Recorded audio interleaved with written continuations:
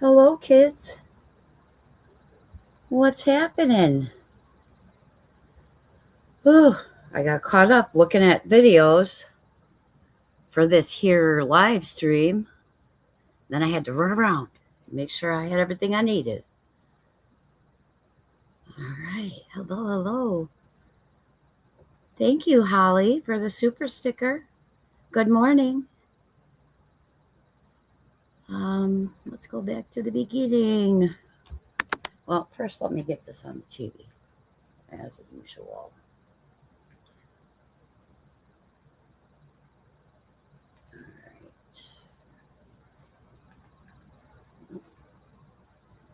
Okay. All right. All set. Let's see. Gina Marie coming in with some finger bangs, a snoozy poon, and a seal clap. Ooh. Hi, Gina Marie. Hi, Donna Joe. Good to see you. And Kristen. Morning, Tater Tots. Good morning, big dog. Hi, Holly. Thank you. Uh-oh, telephone tough guy says, move over, big dog. Hey, Criminal Med. Good to see you. Beautiful day here. Utterly inappropriate, TTG. Hey, Laura. Good to see ya. Let's see. Yeah, Laura's got 10% off her candles right now. So run, don't walk. Head on over there. There's the link. Head on over there and check it out. At least look. All right. And if you are a Patreon member, I think she said you get 20% off. She can tell you the code to use. So good morning, sunshine. Haley Ryan. Good to see you. Let's see. Who else is here? Fell asleep last night waiting for Beach to come on. Wake up and it looks like she never came on. No, hey, Fruit Fly. Got your coffee? Good to see you. Yes, it's going to be like 85 in Milwaukee today. Me and Criminal Med are homies. Yep. Yeah, that's too much. That's too much for me. I got the air conditioner running. No way. That's too fucking hot. You want to see me get pissy? Put me in a hot place. Hi, Perfectly Me. Hello, Chaters. Good to see everyone. Hi, 9mm. How's that grandbaby doing? AJ, always good to see you. Good morning. User, tree hugger. Hugging trees in the woods, y'all. Good to see you, honey. Hey! I shouldn't have been up till 5 a.m. Now you're back up at 8 a.m. Yeah, and that's why you're sick all the fucking time, damn it. Oh, no, you're not lost. You're right where you're supposed to be. Heidi ho. I don't know what that means, but okay. Hit the thumbs up, please. Let's see. Yes, Criminal Med. She's got cherry pie candles. It's under Jubilee. I heard those are amazing. Happy Catter Day, Willows. How are you today? I hope you're having a better day than you did yesterday. Nasty Vrana, good to see you. Good morning, Irish and Chat. It's a beautiful day in PA, just saying. Great to hear. Fiddle dee dee da. Good morning. Welcome in. Good to see you. Hey, Vibe. Hello. Grand Rising. Baby is perfection. Good. So glad to hear it. Today's a good day. I'm glad to hear. I was thinking about you yesterday. So, ready for lots of fun and laughs? Well, this is going to be I found a lot of interesting little videos about the things we deal with, the people we deal with. Aw, bestie. Hello. Thank you, UA. Adorable. Let me do that. There we go. Thank you, honey. Okay, so there we go. Such a good host. You always come in and say hi, make everyone feel welcome, regardless of we are green or black or even gray. Oh, I don't even pay attention. I don't even pay attention, super nasty Rana. Yeah, everybody here matters. If you're in my chat, you're a tater. All right, so I do appreciate everyone's support. If you could at least hit the thumbs up or the thumbs down, that's appreciated. So there was just a little short that I'll play. It was kind of funny. Let me see it. It was. There we go. Oh, Zoo all matter. Yes. Hi, Boston. Criminal Med, thank you so much for the super sticker. I appreciate you. Drop it $1.99 on us. Thank you for the love, baby. Smoke them if you got them. Fire in the hole. All right. Did y'all see fucking that shit last night? Did y'all see Pink up on QB's panel? Simping for Beach? Can't you guys just give her a break for like a week or two? Bitch, shut up. She can give herself a break. How about that? Anyway, we'll talk about that more, I guess. I do have plans for this, but we'll just go with it, okay? Don't know how much time you have today. The 8-hour live on Kick is really interesting. Yeah, she is. The bitter tea one, you mean? Thinking that's what you mean. So Should Be Ashamed put out just a short little thing.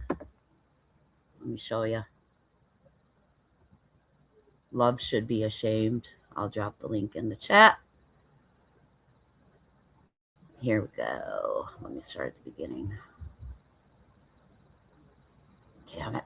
My hands aren't the best today. Okay. Wait a minute. Why is there no volume? Oh, maybe there isn't any yet? Oh, there isn't any. That's weird. They almost always have music. Oh, I have it sped up too. God, stop. I was zipping through pre-watching videos this morning. So I don't know why this. Let me just. The fact that this doesn't have sound is freaking me out.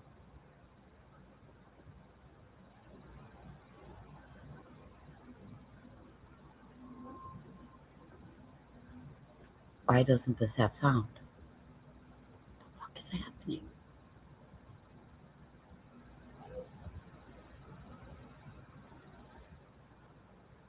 Huh.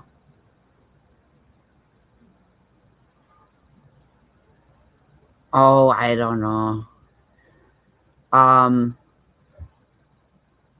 the fuck? Let me close this out and then we'll try again. We'll try again.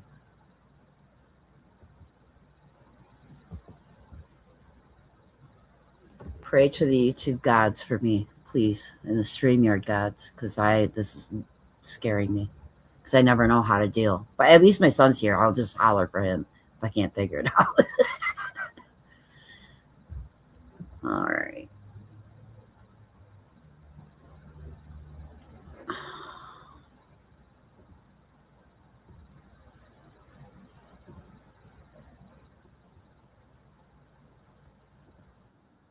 There we go. There we go.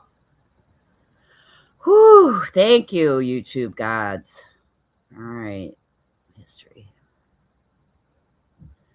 Yeah. Oh, I got that too. I'm going to play that. The that there's a little here. Here's the. Let me play the short. Wait, let me play this one. Okay, hold up. What the fuck? Why is there no volume?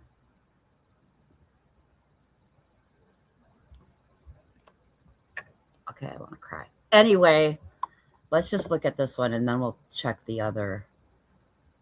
All right, so waiting. She was supposed to be on at 11:35 p.m. Eastern last night.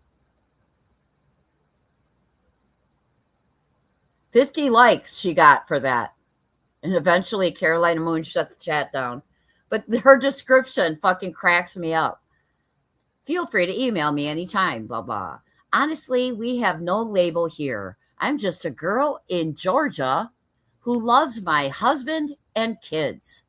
My goal here is to incorporate lots of true crime with a touch of current events, add a pinch of real-life conversations, mix it all together with some truly amazing, down-to-earth people, and voila, the results are fabulous. Come together and get back to what YouTube was intended to be, an escape from our crazy, everyday life problems. Well, that I'll agree with.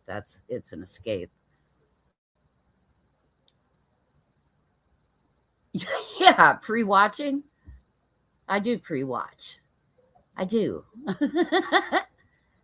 So there's that little video. Let me do this. Whoops.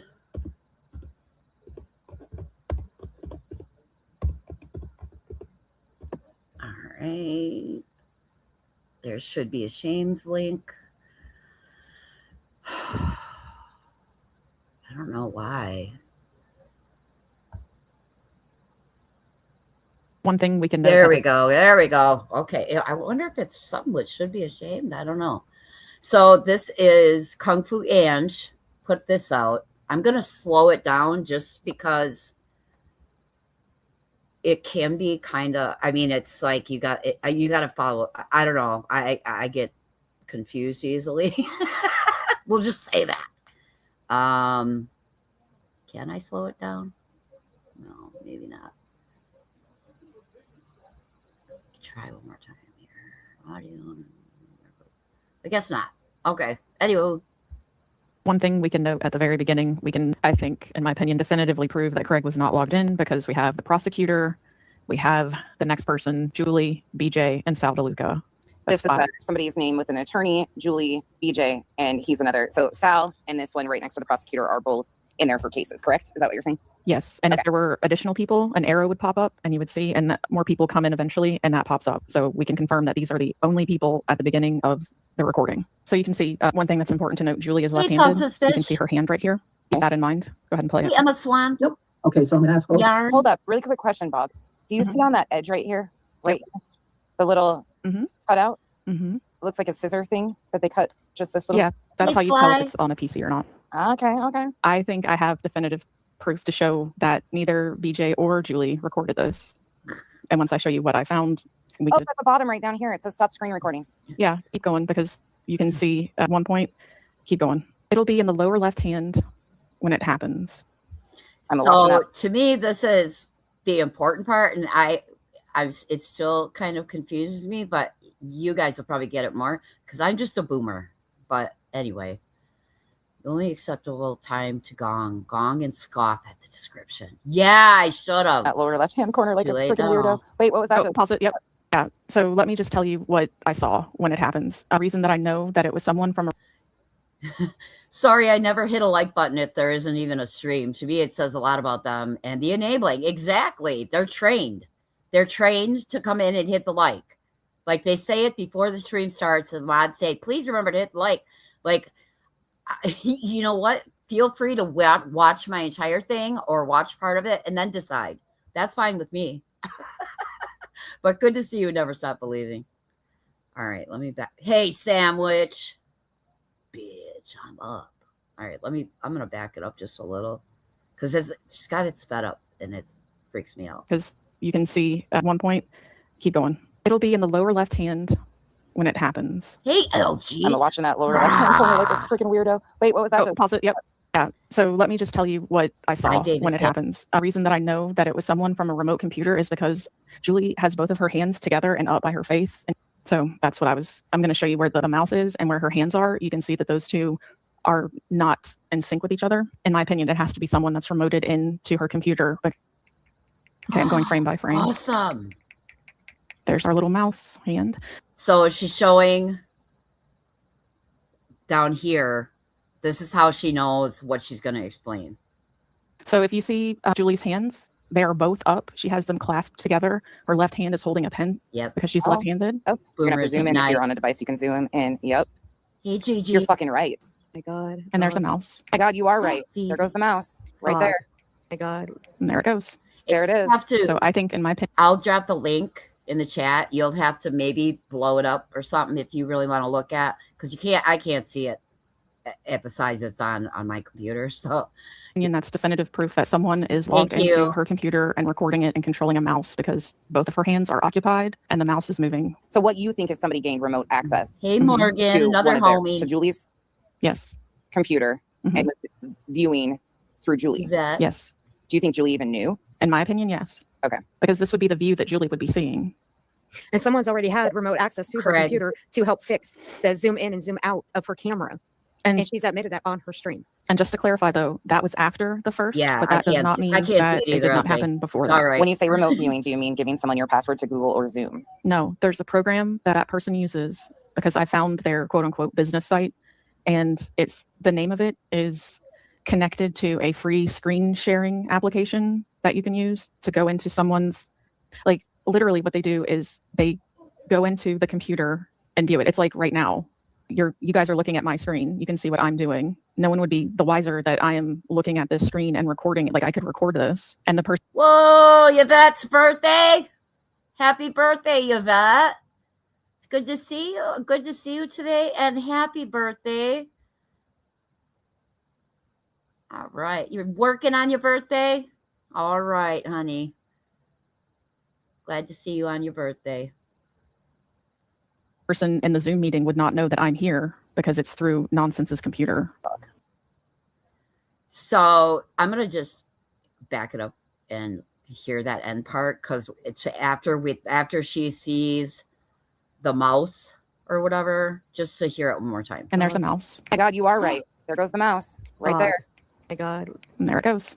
There it is. So I think, in my opinion, that's definitive proof that someone is logged into her computer and recording it and controlling a mouse because both of her hands are occupied and the mouse is moving. So what you think is somebody gained remote access Hmm. to one of Hey, their, Sarah. to Julie's Yes. computer Mhm. and was viewing through Julie? Yes. Do you think Julie even knew? In my opinion, yes. Okay. Because this would be the view that Julie would be seeing. And someone's already had remote access to her computer to help fix the zoom in and zoom out of her camera. And And she's admitted that on her stream. and just to clarify, though, that was after the first, but that does not mean that it did not happen before that. When you say remote viewing, do you mean giving someone your password to Google or Zoom? No, there's a program Yes. that that person uses because I Just found for a their minute. quote unquote business Smoke site. show. Hi, honey. And it's the name of it is connected to a free screen sharing application that you can use to go into someone's, like literally what they do is they go into the computer and view it. It's like right now, you guys are looking at my screen. You can see what I'm doing. No one would be the wiser that I am looking at this screen and recording it. Like I could record this, and the person in the Zoom meeting would not know that I'm here because it's through Nonsense's computer. So I don't, yeah. I am not sure I don't understand the remote thing. I don't understand. Yeah. How does she know? How does she know it's Julie's? I don't understand that either. So, and I don't trust the biasness going on. You know what I'm saying? Hey, Tara Boom. Good to see you. Mouse could have been anyone's, but they decided it was Julie's. That's what I'm wondering. How do they know whose mouse it is? Like, I don't understand. Wait, what did Laura say? Came from Julie. Then why the fuck would they help Brittany? I call bullshit. I don't understand. See, I think it could have been any of them that were logged into that room. My belief, or not belief, my instinct is that we know Beach got a lot of devices over there. Beach gets up and she moves around, but she's got many devices, AJ. And you know damn well she's got Craig's login shit. I have no idea what she's talking about. Is she blaming Julie? Yes, they're saying Julie recorded. Bottom line, they have definitive proof that Julie was the recorder from another device, from a remote device that had access to her, to the Zoom meeting through her. Yeah, I don't trust any of them either. Is it a recording of a recording? No, it was a recording of the original. It was the recording of one of the three of them logged in. So I don't know. It was recording before Julie. It was recording before JS went in chat and after JS and BJ left. It was really. Oh God. Yeah, I don't trust it. Yep. Hey, Bama girl. I know what she's talking about. I've done this at my job, and she's incorrect. That is not definitive proof at all. Okay, Bama girl. Is it because you can't tell whose mouse that is? It's who is filming the mouse. Lots of biased people, yeah. Yvette, happy birthday again. Let's see. She went live during court. Instead, BJ goes live for drama shit instead of court. Yeah, hi, Dancing in Quicksand. But that doesn't mean she doesn't have another. I mean, weren't there? Wait, I thought Craig was also logged in here. That's what I've been hearing. What color is the cursor? Oh yeah, Beach got a pink cursor, but does Craig? Can I ask why Nonsense is so angry? I don't know. She pretends it's because of YouTube, but that, I don't know. The email had legal advice for BJ. Too much bias. Yeah, the truth will come out. Oh my God. It's fucking weird how insane she is over this. Like she's overcomplicating the entire living fuck out of it. And it just turns me off. When I see fucking 8-hour live streams, I'm like, oh, fuck that.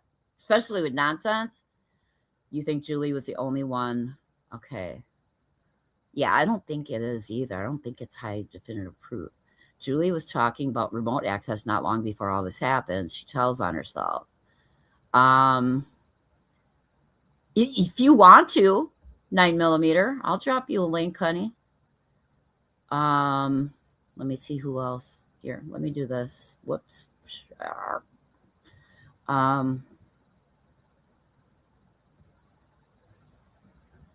Here, this is for 9mm. Please only. All right. There you go, honey. Let's see. It's saying that someone else has remote access to either Julie. They're saying it's to Julie's device, but it's who's to say if that Beach doesn't have it too? Hey, Lily, how you doing? Listen, okay, Doug Funny, hello. Listen to what you said in the beginning. There are only so many people. Yeah, okay, let's go back to that. There are only so many people in Zoom. It would be impossible to have Craig or another device logged in. There would be an arrow on Zoom. See, it's so small. Oh, of course, the link grabber. Of course. Yes. Okay. I'm just going to say this one thing and then drop down. Okay. It was made such a big deal that Julie was talking about her mentioning people recording and how she was afraid that would happen and how that was suspicious. No, it wasn't. Because if you came from, I came from TikTok, Julie came from TikTok. Okay. Everybody fucking over there records everything. So I mean, it's normal to be paranoid. It's completely normal for all of your lives to be recorded, especially because they're deleted, Right. Over on TikTok. I don't find So that weird at all. I it don't was- find it. Yeah. The fact that Hi, they were 9mm. saying that she's mentioning being afraid of it being recorded and put on the internet, or being like others being allowed to view it, is not at all abnormal, considering the fact that every live stream that I ever did on TikTok was recorded. Everything barbecue ever did on Right. TikTok was recorded by Right. someone from the green, like, someone from the green team, so to speak, or whatever. So that's not just it's just weird to me Yeah. that and was their. even on YouTube. Yeah, I People mean, same on knew- YouTube. Like, People there were knew it 18 was coming. people. There were 18 people that were still, quote unquote, waiting for Brittany to go live at like 3:00 in the morning. Those were 18 people that were going to be screen recording everything that she was fucking doing. So, It's Mousegate. yeah. It's definitely remote access. Okay, go ahead, 9mm. All right, that's all I was saying. Bye. Okay, bye. Okay. So I do think it was remote access, but I think they've got it wrong on how it was done and who.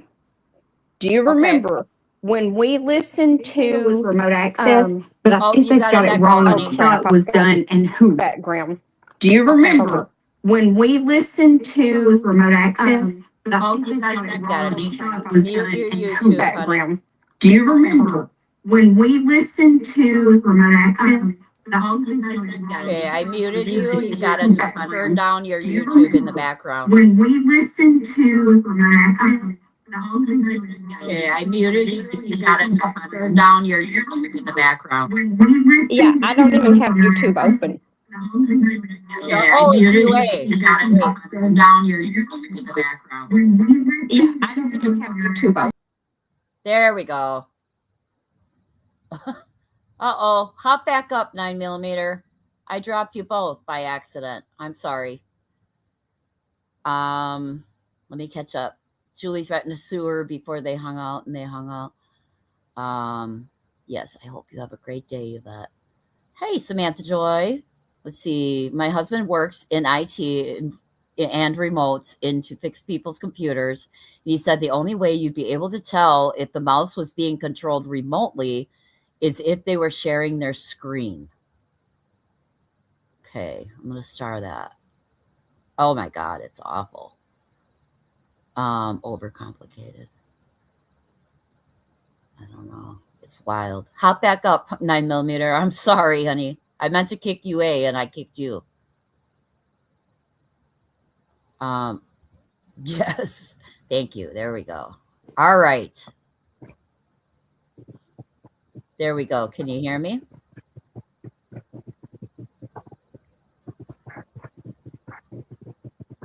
Hello. I don't know what that is.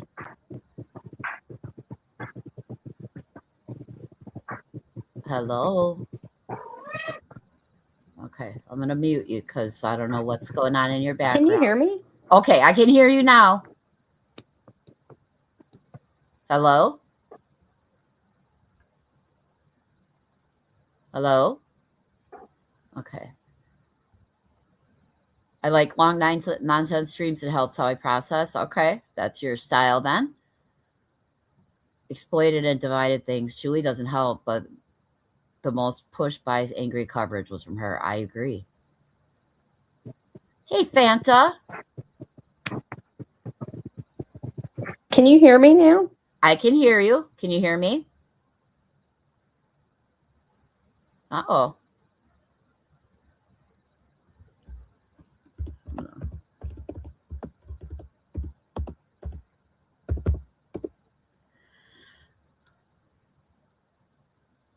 Okay. Do you think the Arwa went through? I don't know. How does she do all these motherfucking live streams and still nobody knows what the AI say?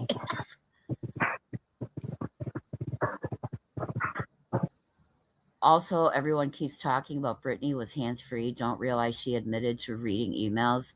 Did she do that by my? The email, that's weird too. Yeah. Oh, she's a total conspiracy theorist. Nonsense, fucking connecting imaginary dots all over the fucking place. Patron saint of fucking imaginary dots. That's what I say. Something about landscape culture, not a vertical. Happy birthday, Yvette. Too many variables. Yes, we can crack the case if we really want to, but does anyone really want to? Not just pretend she is. Crank don't want to get up with a shirt on. He ain't doing all this, but BJ could. All right, try it again. Hello. Oh my God, I can hear you. Can you All hear me? right, I can. We're good. Okay. I didn't have YouTube open is what was really weird, but it was in a background. So Yeah. anyway, do you remember when we listened to nonsense and the other person go over their notes from watching this last one? Yeah. They said that Craig was logged in. That's what I thought. Okay. Now you prosecutor in the video that is the big discussion. You see the prosecutor, you see Julie, you see Brittany, you see the guy that just sits there the whole time on his iPhone. Sal DeLuca. No, there's the other guy that's on camera that sits there the whole time. Oh yeah, the black guy. Yep. And then there's Sal DeLuca. Now, at some point, somebody else comes in because we see that arrow, to where you can see who else is there. Okay. But we don't know who that is. It was already recording before, I think it was recording before Julie got there. So it wasn't a link to hers. It wasn't a link to Brittany's. So the only thing I can think is somebody else was logged in from a device at their house. Hold on. Because she had to go get Craig. Remember? Yeah, that's why I'm saying she had to go get Craig. So I was thinking she had his shit set up without him knowing. Yep. And don't you know there's a couple of people like a birdie or a flight nurse who would help her do that, who know how to do it? Yeah. And Craig is a gamer. Yeah. So he's not stupid when he's stupid about some shit. But Yeah. Wait a second. The name Sal DeLuca is a fictional character from the Call of Duty. Sal DeLuca sounds suspicious. So Sal DeLuca wasn't on camera, right? Call of Duty? Sal DeLuca was never on camera. Fictional character from Call of Duty. Wow, that's weird. But would they let him log in with his name being wrong like that? Hi, Daria. I don't think they knew if that was somebody that was there for another case or that case or what. But to be in this prosecutor's room, you'd have to have a case, no? He is definitely a suspect now. Michelle K, I didn't see you go by, but hello, honey. He's your number one. So that's what I'm wondering. If you can get into this room with the prosecutor without identifying yourself as the correct person. Yeah, that's the prosecutor. Can you hear me, honey? I'm here. Okay. So that's what I'm wondering. Yeah, new character unlocked. Well, Sal DeLuca has a case that Sal DeLuca. Hey, Velma's glasses. Sal DeLuca has a case that was on the docket. Okay. All right. The court said Sal was a real case. Thank you. Hey, Chad. This is not to be confused with my Chad, EBT, because there's two. But anyway. No way did Brittany do this. Craig was sleeping. Come on. That doesn't mean she wasn't using one of his devices. That's what I'm saying. Code to log in. Okay. Sal is definitely Sam ain't letting go of it now. Okay. Well, Well, you know what? The thing, what would be the point to record, Boss asked? I think because Brittany has said, "Oh, my mods were on the call with me with my lawyer, and but she can't do anything on her own," and that's what makes me think she absolutely did this, at least just to show people later. Or I don't think she like set up the channel to just to put it out necessarily. But if someone came along, like a dodo bird maybe, and said, well, why don't I, I can do this, maybe she'd go along with it. I don't know. These are all just theories. I don't. I think it So, could be either one of them behind it because they're yeah. both so eager to prove their point. I'm Yeah. right, she's wrong. Oh, you can with the link or without the link, say who you are. And Julie, the amount of unhingedness that I see, I wouldn't. Hey, Jeep girl. Yes, it has. You're not timed out, honey. Did someone time out? It was an accident if you were timed out, honey. We don't. Oh, hold on. Let me look here. Oh. Boston. It was a misspelling of Daria's name. That's all. It was a typo or a autocorrect. That's why it was deleted, honey. You shouldn't have been timed out though. You're here. Sorry about that. Oh, poor Daria. I don't blame her one bit. She was quick though. Okay, anyway. I forgot what I was saying. But anywho. Let me Well, read. we know that they both Julie. are so Yeah. egotistical. They want to be able to say, "Oh, I was right. She was wrong." Oh. But Brittany, I don't think Brittany would record it and let it be released if it didn't go her way. Right. And I wouldn't put it past, because I think Julie likes to be victim too. And I wouldn't put it past her doing something like this. I don't put it past either of them. To me, I'm like 50-50. No, I'm actually like 60-40, thinking Beej and Craig did it with help of others. So I don't know. Druid's Diary. Hello. I didn't know he wasn't logged in, just sharing info for non-gamers. First, he was said, okay. There you go, Lena. Or Boston. I always do that. Okay. It's all good. No worries. It looked like an autocorrect to me. That's what it looked like.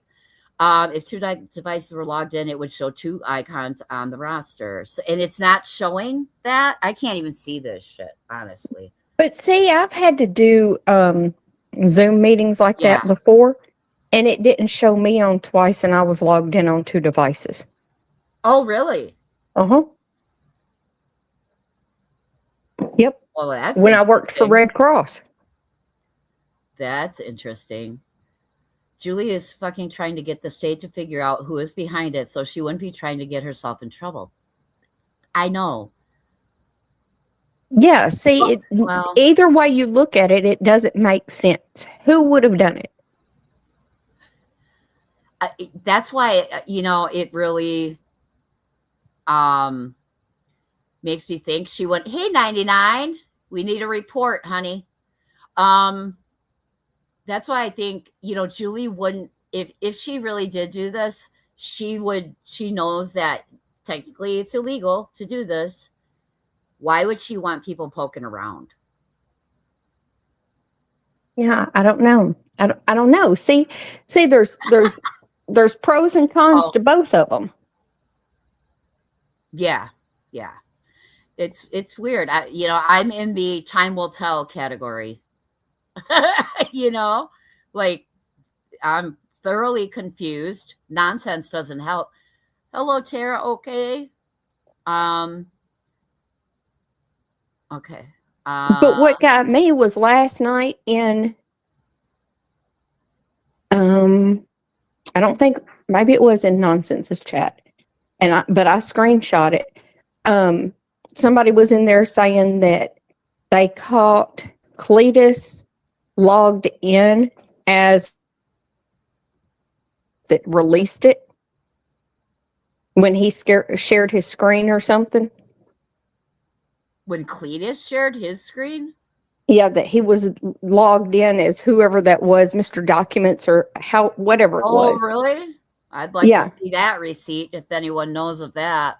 Yeah, but I screenshot where they said it because I thought that don't sound like Clue and Cletus to me.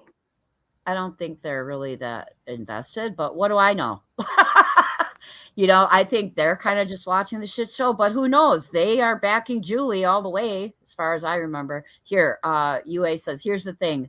Whoever was recording sent the email. The email was also providing legal advice, and Dodo tried submitting shit as evidence. She exhibits for BJ. Yeah, she's very invested too. Let me see if there's another one. Yeah, and I guarantee you she knows how to. Oh, for sure. Mm-hmm. Sure. And Chad, can I get some? Get your butt up here. You know I love you, but you drive me crazy sometimes. Oh, I love you, She's my bestie. She's not Boston's bestie. She's my bestie. We can all three be besties. I told her one time that she was my spirit animal. Okay, so how do you know, UA? You can come back up if you want. I know you got the fucking link, you little link snatcher. Cletus doesn't agree with the court case. Yeah. How do you know that the person who recorded sent the email? Is it because they saw it in real time? Yeah, we need proof. Where was that said? It was said in a chat, so you don't give it much weight.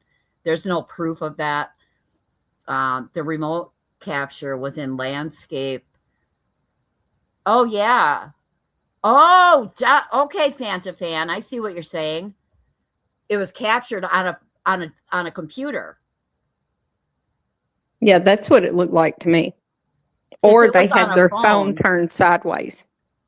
Well, that's possible too, I guess. But usually, you know what? When I do like a screen recording of my phone sideways, the screen gets really little. Yeah. I don't know. So interesting. Yeah, Cletus people are saying. And yes, I do have the screenshots from whoever said that last night in the chat. Yeah, Boston going to get timed out again, bitch. The timing of the emails. Well, yeah, because she got the email, one of them during, that's what I don't know, is the timing. Did she actually get one of the emails? Can we watch a portion of the nonsense where all the ideas and questions are addressed? I kind of don't want to get too far off because I had the whole thing. I could change it. Shall we? Okay, let's do a poll. Let's do a poll, kids. All right. We're going to do.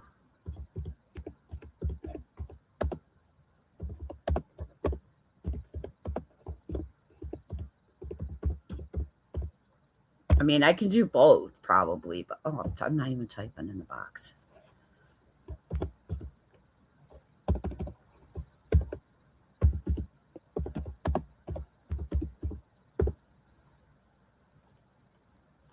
I'll do which topic first. I can do both. All right. Since we're already here, I guess nonsense would make sense. Now I'm rethinking it all. I'm just going to say which topic. We'll see what, just for my own.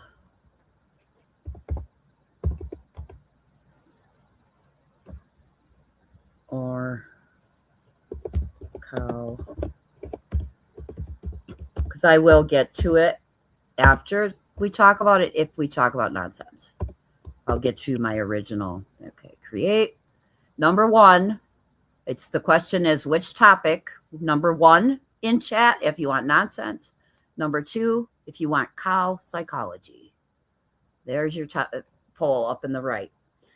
So, okay, let me get back to the comments because now I'm way behind. I know, it just confuses me more. I just shut down. It's like I shut down now. Craig was logged in. That's what I thought. How do you know, Daria?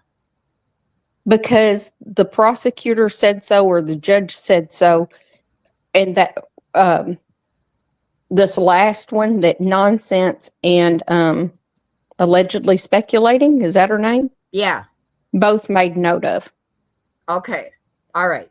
I'm going to trust you on that because I've watched allegedly speculating, and if you're saying both of them said that. So now who is saying Craig wasn't logged in? Nonsense? Or Bob? Yeah, they was saying last night that, Craig wasn't logged in. Well, why would the judge or the prosecutor say that if he wasn't logged in? They had to know he was logged in. Right. But Brittany had to go get him. Right. So I think he was logged in without knowing. That's what I think. I think maybe she was okay, we're good. Occam's razor is my friend. Okay. The simplest, all things being equal, the simplest explanation is usually the correct one, right? Right. To me, I feel like it would be Craig on the computer with the girlfriend recording. So that's my opinion. All right, let's see. Okay, the court is lying again. Sure. Okay. Oh, yeah. Drop the link But again. see, it still doesn't make sense to me why it would be Brittany and Craig, because the only way she'd want it released is if she was right. And remember, she was asking all those weird questions while they was on that live. Oh, that's a good point. Craig was not logged in during the prosecutor meeting. Then when they went in front of the judge. Oh, maybe that's what they meant. He was not logged in during the prosecutor meeting. Then went in front of the judge. Craig and Brittany were on the same device, Brittany's phone. Okay. All right. Okay. That makes sense. Thanks, Maybe. Yvette. Yeah. So, okay, when I was coming up, I had unmuted everything. But so I think that what happened is that you have somebody that's got a link to the Zoom hearing, right? Yeah. And that provides you access to that room.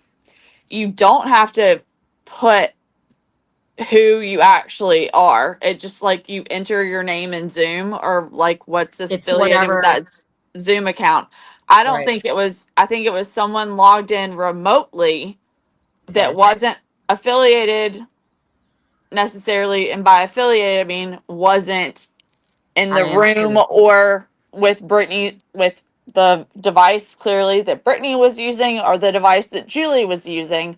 Because when you see Julie and Brittany both leave to go to the next room, that person is still fucking recording. Right. And so what that tells me is that you have somebody that has the link and they're in there under, they're in there under like the same account. The same account. Same Zoom account. Yes. Just like 9mm was saying, she's been logged in. 9mm was under the same account, but 2 devices. Yep. And it showed just one person. Mm-hmm. Correct. Okay. And the thing is, Julie had given remote access to someone for her computer. That was after this hearing, though, to fix the camera issue. So, and 2, when you're granting someone remote access through apps like that, you actually have to be aware of that. And if they're doing it through her computer, Tara, unfortunately, that theory doesn't work because when Julie leaves the room, they're still recording. So if they were recording it through Julie's computer, then they would have left too. They wouldn't have been able to still be recording. So that doesn't work. Oh, I don't understand that. Explain that to me like I'm 2. So you basically, what I'm saying is if they were logged in remotely on Julie's computer, right? Mm-hmm. And Julie is on her computer. When she leaves to go to, because that would mean that they're recording what Julie's basically like Julie's computer screen, right? Yeah. So that means when Julie left, they would have left too, hypothetically, in the recording if they were logged in. So when she was done with the meeting and logged out, you mean? Like when she and Brittany go to that other room, that Okay. computer wouldn't have been able to still be recording that main room. Right, because it would have went with Julie or Brittany. It would have went with Julie. But not Brittany? If they were doing it remotely. Correct. If it was somebody doing it remotely. And it's different too, like versus what I was saying earlier is someone could have passed out the link and been using, like, sharing the same Zoom account, and they're not going to show up twice. Right. That's what I was saying. Oh, sorry, guys. I'm not watching white knighting for Julie, Tara. You can click a link too. No, But- we're not gonna get. Yeah, no, I'm crazy not here. white knighting for. I'm No. trying to figure out who this is too, because obviously it's Chad EBT is saying it would mirror the device it was remoted into.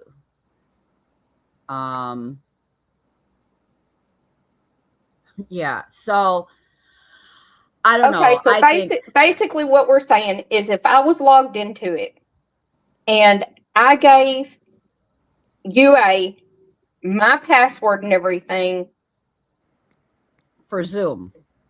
and she was on my other computer, okay? Mm-hmm. Yeah. She could log in as me also at the same time. And it would only show one of us logged in. It wouldn't show two computers. It would only show one. Because it's one account.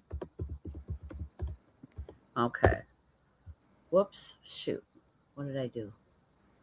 All right. We're going to move on to the thing in a second, but a lag doesn't make sense because it would still have changed the view of either of them. Not for Zoom. It's for your device. Okay. Yeah. It's just too much. Just too much for me. It would be double. It would double we're you gonna according to people. we're gonna do an experiment later on, myself and some people that and record it and try and do the same thing, like, so we can. Yeah. maybe There duplicate could be it. a slight lag when mirroring. Yeah. Yeah. I just think I'm just in the time will tell category. Yeah. And because there's a lot of bias and a lot of people have their Right. they're pushing their narratives, and I just want to wait. I'm Right. waiting the outcome because and I don't know enough about this shit, so Right. that's just thanks for coming up, 9mm, honey. Thank you. See y'all later. Oh, I thought you left. Okay. Oh, Wait, no, I'm that's still why- here. Oh, okay. Let me fix this. I'm cleaning my kitchen. You can ask Michelle. Okay. When I'm There we go. online, I clean. Okay. Well, All do right. you want to come to my place then? No. Yeah, time will tell. Time will tell. So, Bye, guys. all See right, y'all in guys. chat. Yeah. Okay. Yeah, I'm gonna go back down too, but yeah. Okay. All right. Thank you, All right. guys. Thanks. Bye. Yeah. Bye. I did check the poll. Hold up. Which topic? 93% said cow psychology. Recording.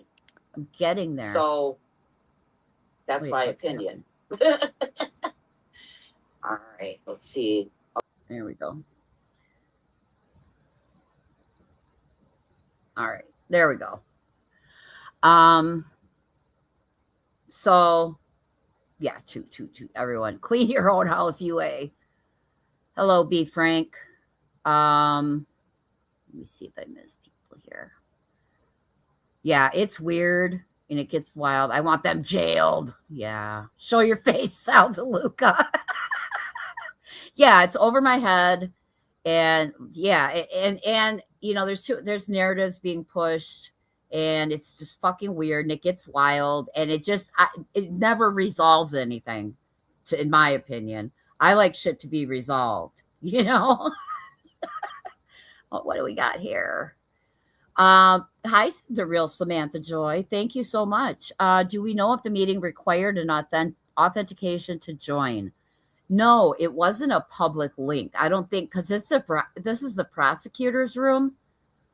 So the fact that the email or remember the channel description said I requested this link legally or whatever it said. I was not too much arguing over a leg. I can't. Yeah. Yeah, it's a lot of brain on early this morning. Hi, Lacey. Hey, Tip. Come on, BJ was behind this. Can't wait until they prove it. Yeah. So this no, it wasn't a public link as far as I know. Maybe I don't know. The chat probably has 5 answers. But no, the public isn't allowed to go in and talk to the prosecutor. So that's a different room. Then after they talk to the prosecutor links them over to the judge. Like either puts them in another room or gives them a link or something. I'm not sure. So quantum superposition. But thank you, Samantha Joy. Appreciate that. All right. I'm skipping all the way ahead. Okay. With remote access, I can see your screen, your open tabs, and can control your apps, read emails, and change settings. Yeah, I wouldn't be giving remote access to a motherfucker. Well, no. So, all right. Can you show the email that said they request? It wasn't an email. It was in the description of Mr. Dockitude. And I think, is that channel even up? I don't think it is.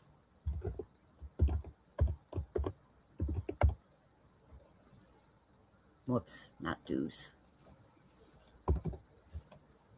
Here.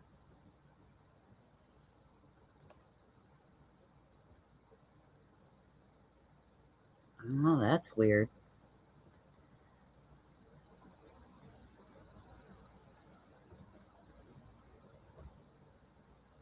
Oh, more about this channel. Yeah, there's nothing there anymore, but it joined April 1st of 2026.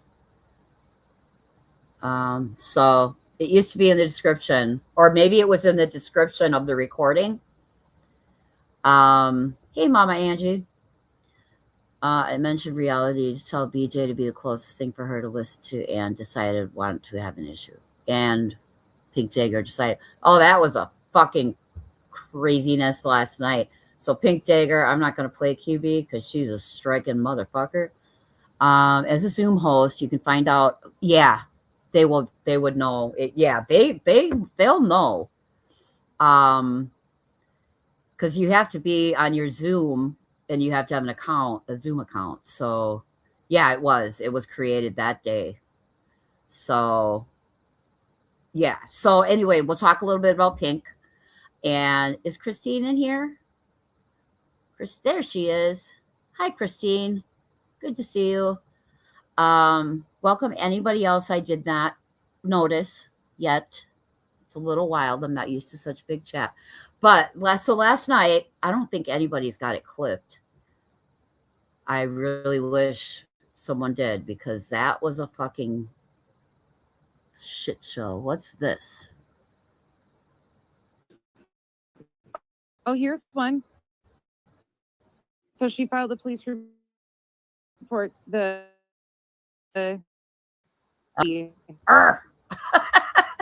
You could check out Hartley if you want to watch that, but I don't want to get off on another. Definitely someone with an agenda. My opinion, Dr. Dude. Yeah. How do you clean and be on panel? UA, come on now. Get your ass moving, girl. Let me see. I wish someone would have clipped it, because if anyone knows of a clip of Pink dagger on Queen Bee's last night. Holy fuck. Basically, she got up there. I'll bottom line it for you. Yeah. Oh no, I never. I won't play it. She will. So she got up there and basically was saying that everybody should give Beach a break. And that what else did she say? Can't you just lay off for a week or two? And I mean, she's weird. She usually, I don't know, she's like one of those drunk panelers, I think. But I think it was fucking bizarre. Trying to cause it. Thank you, WIS mom. That's what she was also trying to say. Yeah, telling Clue to her face.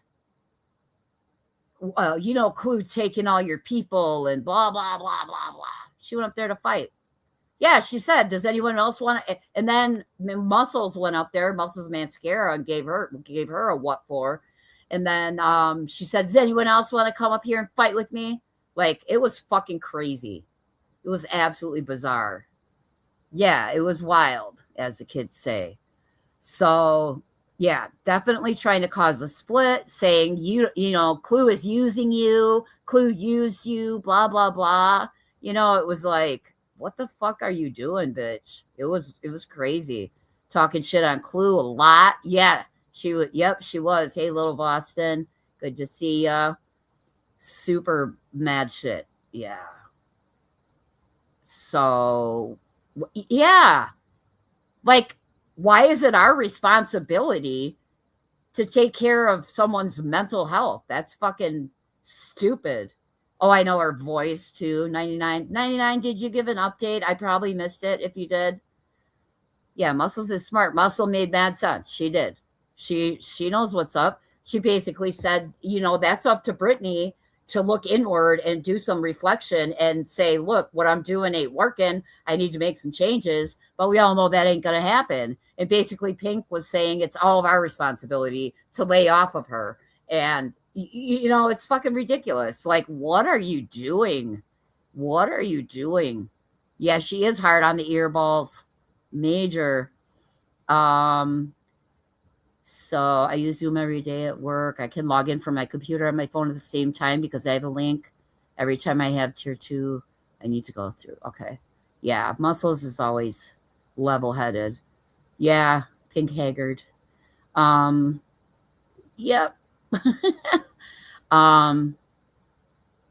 Yeah, it was bizarre. Okay, I'm just catching up. Yes, Muscles. She sat there all calm and shit. Pink wouldn't let her fucking get a word in. Like, why are you so fucking mad? Like, she got pissed when Muscles came up there. Muscles, something like, I ain't dealing with you or some shit, I think. It was wild. Hey, Petty. I would have gone up 100%. People keep streaming when it's 3 a.m. in the UK. I know. Well, isn't that, you should be about, I don't know how many hours ahead you are, 7 or 8 maybe. So were you still, what time is it by you then? I don't, you did. Okay, let me look.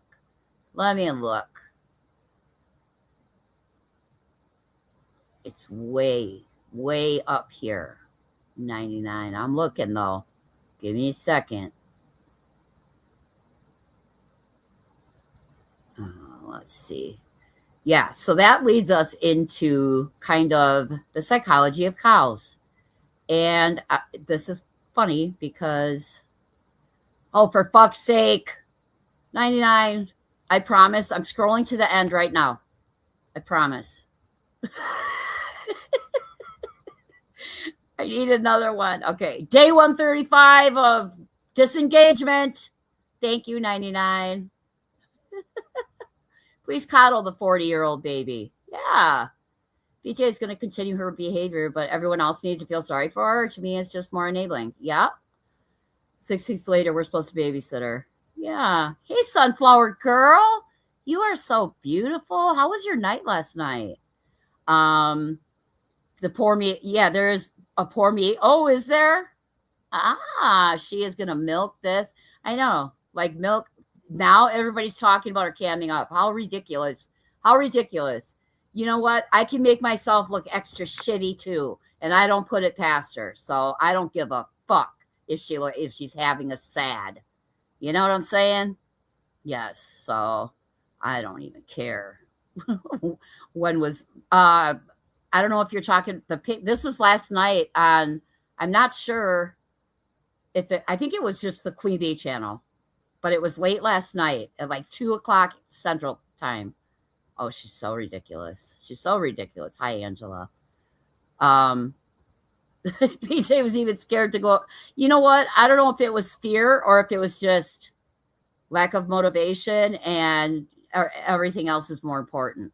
You know, I don't know. It's probably a little bit of both.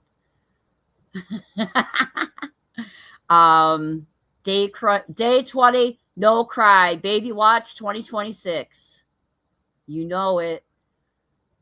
I'm upset for the people that were upset yesterday, but she did that shit on purpose. My post. Oh, you got a post? Go. Oh, shit. I'm not fucking plugged in. Give me a second. Oh. Oh, pulling my cord here. Right. I will read it. Did you make, I wonder if you made a new one. You must have. Now I can't remember. I remember you made it real short. All right. Look who's at the top. Angela. Yeah, people are so stressed out. I'm like, why the fuck are people stressed out? I ain't fucking stressed. I ain't gonna. Look at this. Okay, 47 minutes ago. It really bothers me when good people get snowed out here. For some people, it's hard to believe that anyone would go on camera looking like death. No, it's not. Not for me. And I don't believe it's difficult at all. I believe that was absolutely manipulation. Anyway, we'll continue. There were only two options as to why. It's a cry for help, or it's to manipulate others into supporting her again and defend her. Brittany makes money and lots of it out. Brittany makes money and lots of it out of being a victim. People pay for her attorneys, her entire nursery, her kids' Christmas, and the money she makes monthly feeds them very well. Yeah, steaks and shit. The only problem is she's comfortable living in a dump with her children. Very comfortable. She has no motivation to do anything good for herself or her children. It's absolutely apparent that she has had zero prenatal care. Now she's heavily anemic, and the baby probably is as well. There was absolutely no excuse for her to not to get proper prenatal care where they could have caught the anemia and the blood pressure changes. I agree. She is lazy and didn't care enough about the baby. I witnessed all her excuses myself. Yeah, she can't even show up. She's not functioning. Her life is unmanageable. This is it. So also, if you show her empathy, she will throw it in your face one day like she did to me.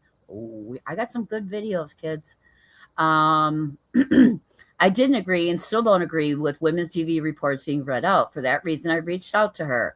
Now she's saying I planned to come back for info. No, bitch, that was me trying to support another DV survivor.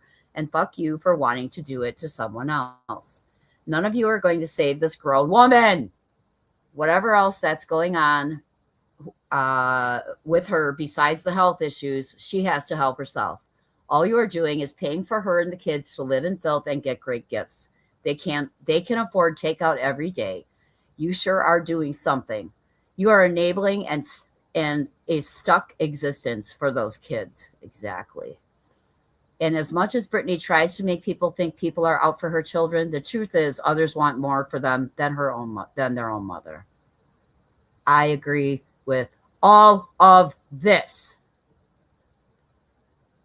All of it. Right on cue with your scheduled live, BJ. Yep. We'll review it when she's done. Maybe not today, but okay. So great post. And then I want to check at who we know who won the poll. Right? Who lies more? 86%, 876 votes. Brittany wins. It's a toss up for me. Who lies more? Yeah. So let's see what this is. All right. Okay. All right. So, but if anyone, yes, great post. Oh, she's teaching them entitlement and learned helplessness, which is mentioned in a couple of the videos. Yeah, she was asking questions during the hearing. Yeah, I think she had help. You said okay.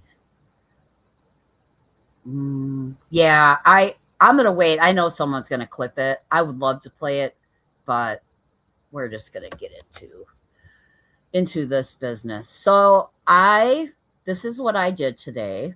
Let me look here. I talked to Chad. We had a conversation. He told me some things. So, oh wait, I don't know if it shows up on here. No, it doesn't. I don't know why. It'll be in my history. So it was kind of long. So I just did a screen recording. Sorry, I am not watching chat. That's still strikeable. I'll figure out what to do. Hi, Sarah. It'll probably be replayed. So I'm just gonna, yeah, it's wild. Okay, so here, wait. Here it is. All right, so I made a little short. This is what I asked Chad. Okay, kids, class is in session. By the way, I am not a healthcare professional, a medical professional, psychological, the B. Hey, PJ, second chance. Good to see you. I am no professional of any kind. I'm an addict, and I've had a lot of mental health care. That's it. Okay? So when in doubt, refer to my banner. Okay? All right. So I said to Chad, I am looking for a YouTube video that speaks about, because initially, I did a thing. Initially, I was thinking Munchausen by internet. That's what I was researching. So I'm looking for a YouTube video that speaks about Munchausen by internet, specifically someone who dry begs, claims CPS and police are always visiting her home due to internet haters, uses her children's birthdays and holidays to beg for gifts, pokes at other YouTubers to get a reaction so she can play victim, lies about everything, gets in contact with subscribers privately to ask them for gas money, food money, bill money, etc.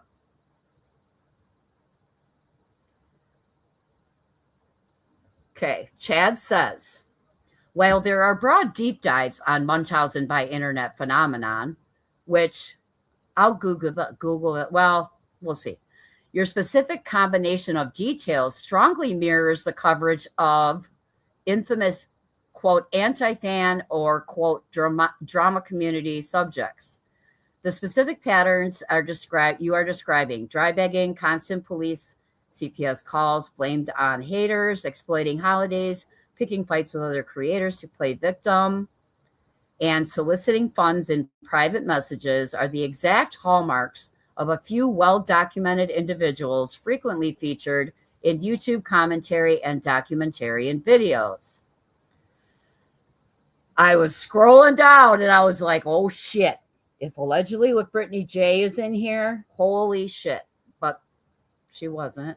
I didn't, whatever. So it says, key creators covering these behaviors. If you're looking for specific YouTube essays or reaction channels that unpack this precise mix of online manipulation and cyber begging, look into these communities. YouTube commentary and drama.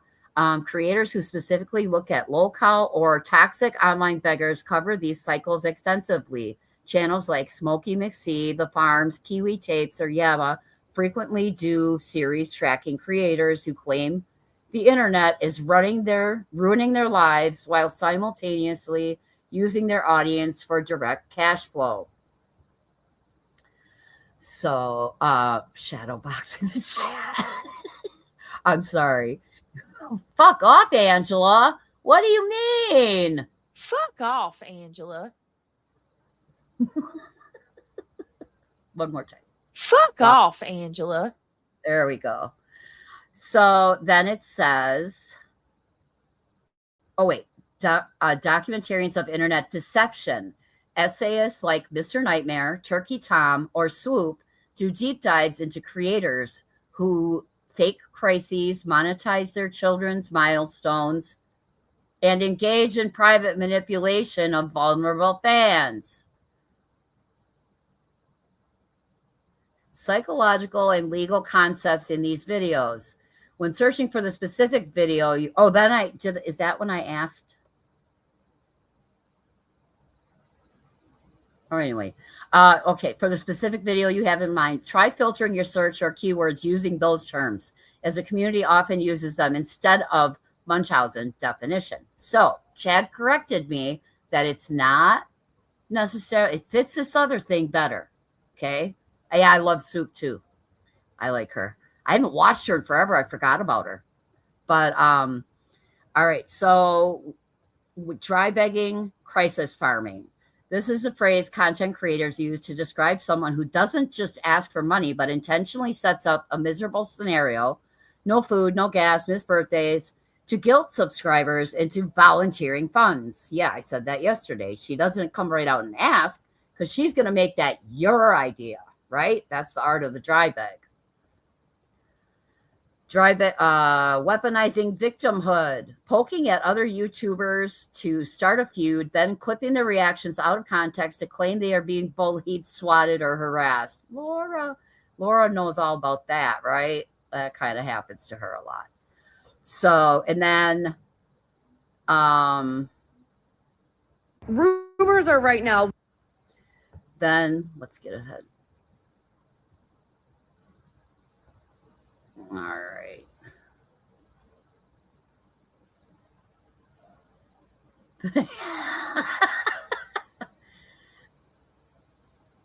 She just ruined that song for me. Totally. So, Munchausen by internet versus factitious disorder. While Munchausen by internet usually implies faking a physical mental illness online for sympathy, the community expands this to people who fake situational crises, such as fake stalkers, fake legal battles, to maintain an endless loop of attention and financial support. If you can remember any other clues. Okay, so it asks me to be more specific. So then I said, I'm looking for, oops, I didn't click it open. I'm looking for, rumors are right. God damn it. Fucking shorts.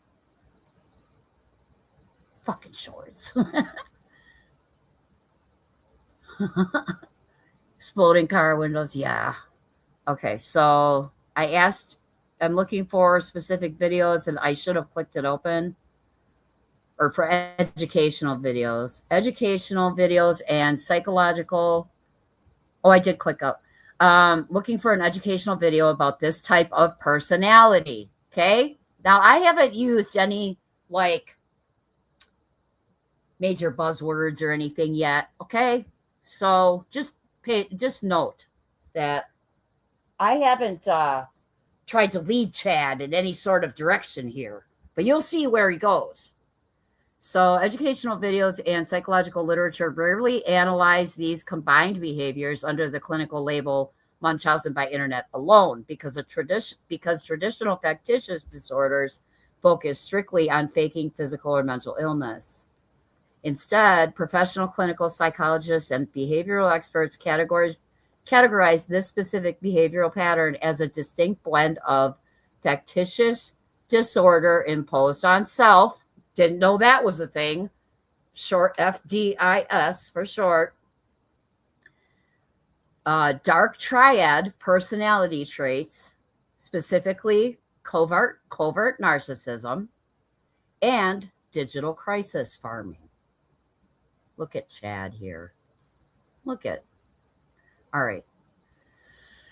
If you are looking for educational lectures, textbook breakdowns, expert analysis, blah, blah, search for video focusing on these core concepts. Digital factitious disorder, crisis farming. Classic Munchausen syndrome involves faking illnesses. Dr. Mark Feldman has expanded this into digital factitious disorder. He explains DFD. Explain that the behavior is not driven by real-world financial gain, but by an intense addictive psychological need to adopt a permanent victim status. Experts like Dr. Feldman talk extensively about how virtual environments give these individuals a constant adrenaline rush.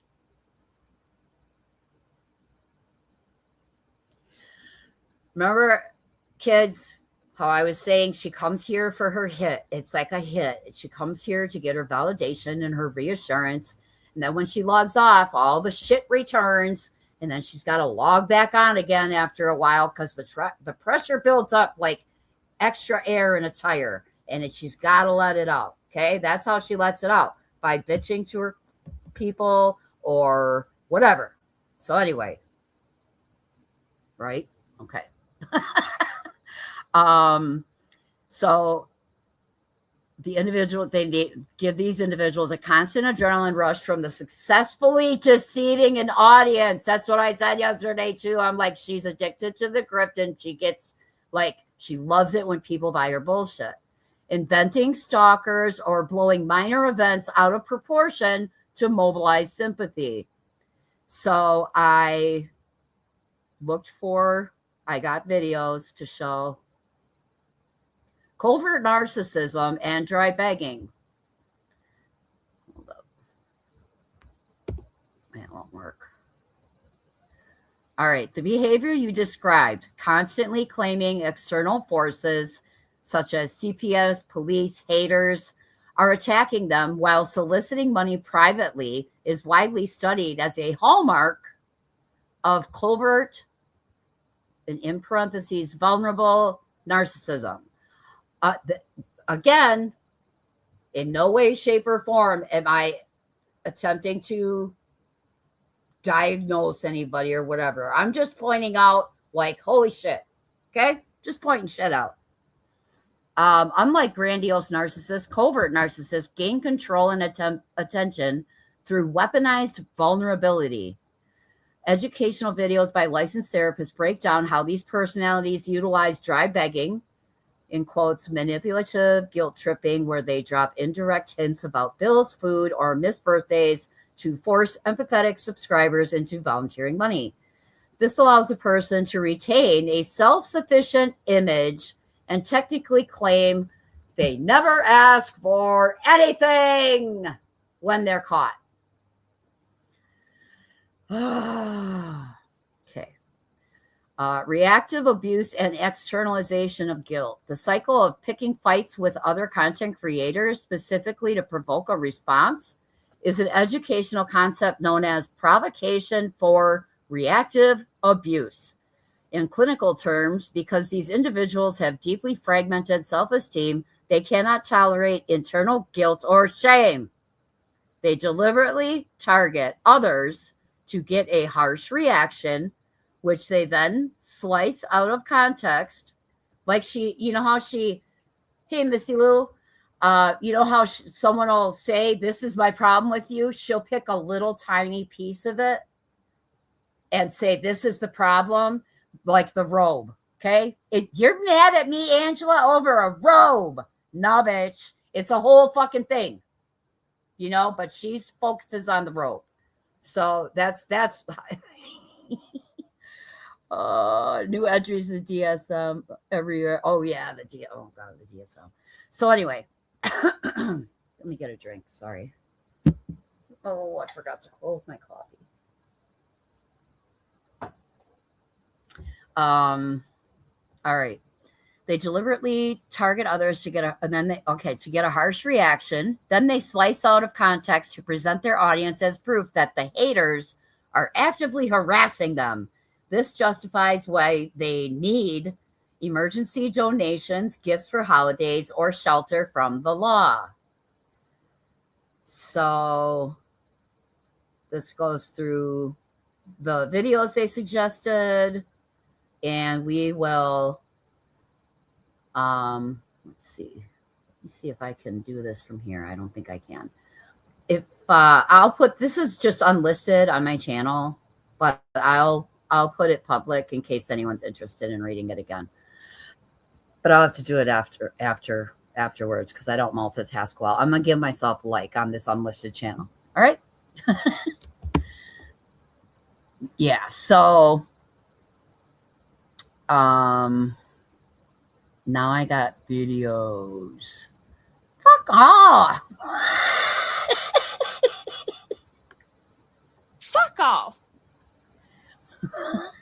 Fuck off, Angela. Oh, on this one. Kick rocks, you dumb bitch. Bye.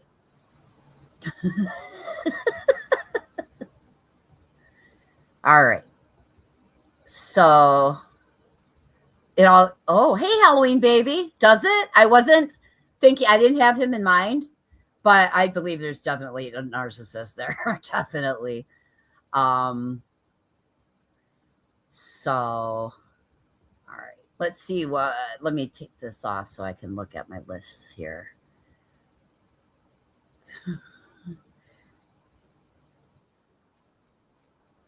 All right, let me see where I want to start.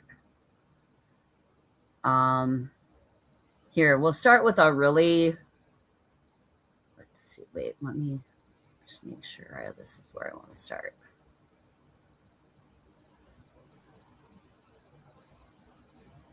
All right, this is where I want to start. This one is, where to go? All right. All right. Okay, this one is called 6 Signs You Have a Victim Mentality. It is from, I'll put the channel link in the chat. It's called Psych to Go, if you're interested in subscribing. So this is just I tried to find short enough, simple enough ones because I get easily confused and overwhelmed. So I tried to make them simple as possible for everybody here. Share. All right. I'll put the link in chat. Has anyone ever called you out for always playing the victim or told you that you have a victim personality? Hearing things like this can be upsetting and make us defensive because it's like they're invalidating our feelings and belittling our struggles. But it's important to recognize constructive criticism when we receive it, especially when it comes from someone you trust to have your best interest at heart. So before you dismiss their words altogether, it might be good to take the time to reflect on them first. Licensed therapist Dr. Vicky Botnick defines victim mentality as a state of mind. How did I get whatever language this is? We're going to turn them off because they're not already on there. Let's see. No. Wherein a person identifies. Oh, it's right here. I'm like out of my mind. Identifies themselves as a victim of circumstances or other people, even when untrue. Thus, people with this type of outlook avoid taking responsibility for their own actions and feel that they have no control over what happens to them. With that said, here are 6 signs, according to experts, that victim mentality may be ruining your life. Learned helplessness. People with a victim mentality view themselves as powerless and at the mercy of others, or life in general. The mindset that we're unable to control, impact, or change our circumstances is what is known as learned helplessness. According to licensed clinical psychologist Dr. Karen Gepp, people afflicted with learned helplessness stop trying to overcome the challenges they face and instead resort to blaming everyone else around them for their misfortunes and mistakes. So if you often find yourself complaining all the time whenever something goes wrong, but without reflecting first on the part you may have played, then you may be struggling with a victim mentality. False proof of anger. According to counselor Andrea M. Darcy and therapist Dr. Sherry Jacobson, people who live their life from a victim mindset tend to spend a lot of time suffering in silence and repressing their rage. They are rarely visibly angry, but are convinced that those around them are always upset or angry with them. They read too much into every little thing and take everything too personally, taking it as false proof that everyone else is against them as a way to reinforce their view that they are helpless victims of their own circumstances. Unrealistic expectations. Similar to the last point, those with a victim mentality also expect other people to just know how they feel and give them consideration all the time. For example, when someone hurts their feelings without meaning to, they automatically assume it was intentional. But they don't usually communicate it to the other person because they unrealistically expect them to just know it. And according to Dr. Karen Gepp, this may lead to them keeping score in relationships, which can also lead to difficulty with intimacy and trust. Over-explaining yourself. Another sign that you may have a victim mentality, according to Andrea Darcy and Dr. Sherry Jacobson, is that you're likely to over-explain your side of the story whenever a conflict arises. You may also talk about things that happened a long time ago and get hung up on the past. Why? Because those trapped in a victim mindset are How about when you blah, blah, blah? It doesn't matter if the issue was resolved, if there was an apology given, it doesn't matter. It'll still always forever be brought up because people like this keep score. They always fucking keep score. constantly seeking proof that they did nothing wrong and everyone else is at Oh fault my instead. God. You offered to pay to get the cats fixed and she said they were already fixed? That's a lie.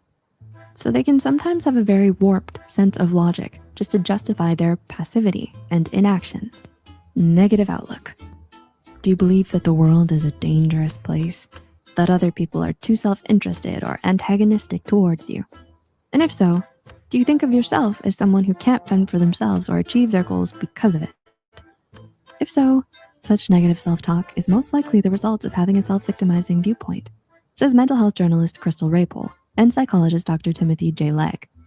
And this way of thinking often gives way to catastrophizing beliefs such as, everything bad happens to me and I can't do anything about it.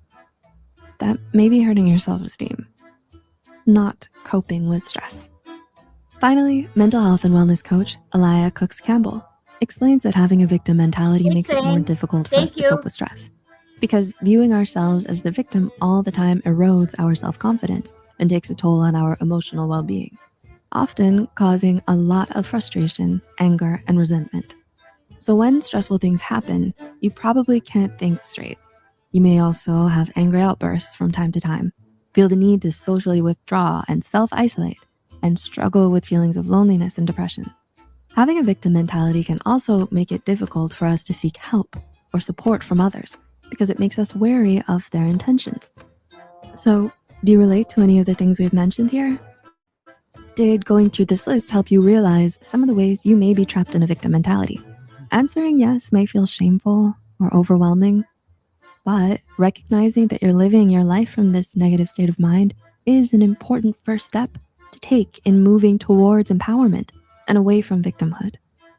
The change isn't likely to come easily or quickly, but increasing your self-awareness, challenging negative self-talk with self-compassion, and practicing accountability can make a great difference in your life, your relationships, and your mental health.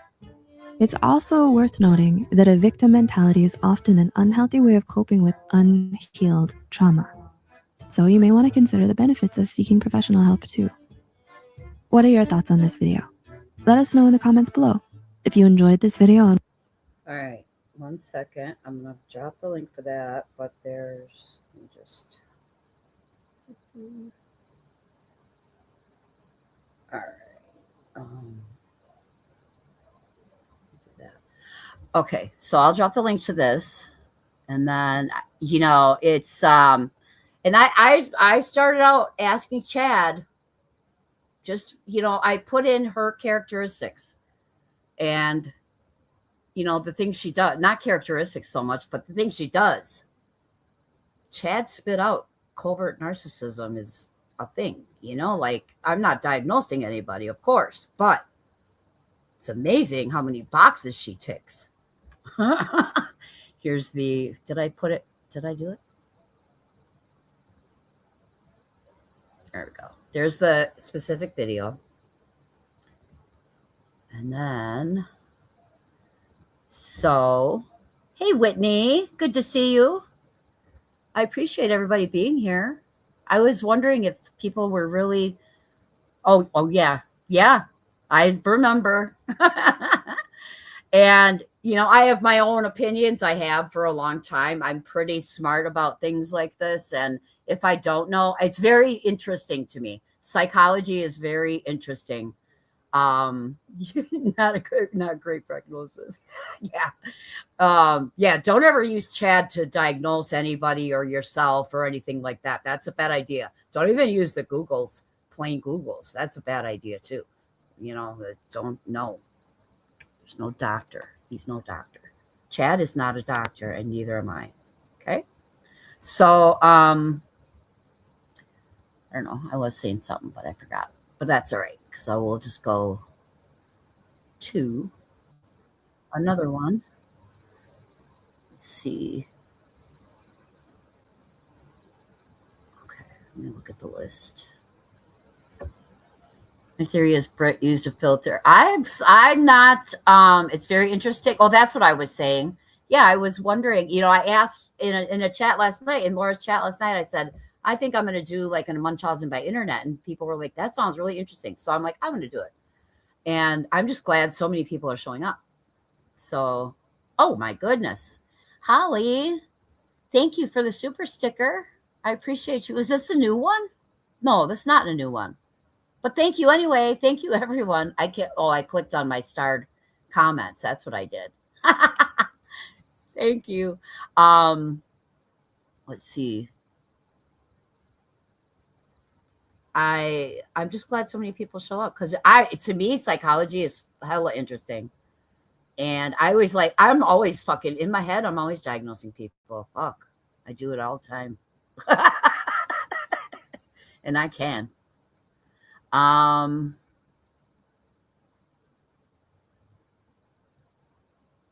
me look. So just because this one's a short one, just because they're talking about narcissism, they recommend stuff. So I found this one, and it's a short one, so it's kind of to the point, and I appreciate that. It's by Cleveland Clinic, and play this. It's called 8 Traits of Narcissistic Personality Disorder. Yes, abnormal psychology. Whoops, I gotta share. Okay, there it is. A narcissist, to describe someone who acts self-absorbed. Narcissistic personality disorder is actually a serious condition that can affect how you see yourself and how you relate to others. If you know where to look, there are some telling traits of NPD that stand out. 1, an overinflated sense of self-importance. Yes. People with NPD often see themselves as the most important person in the room. They prioritize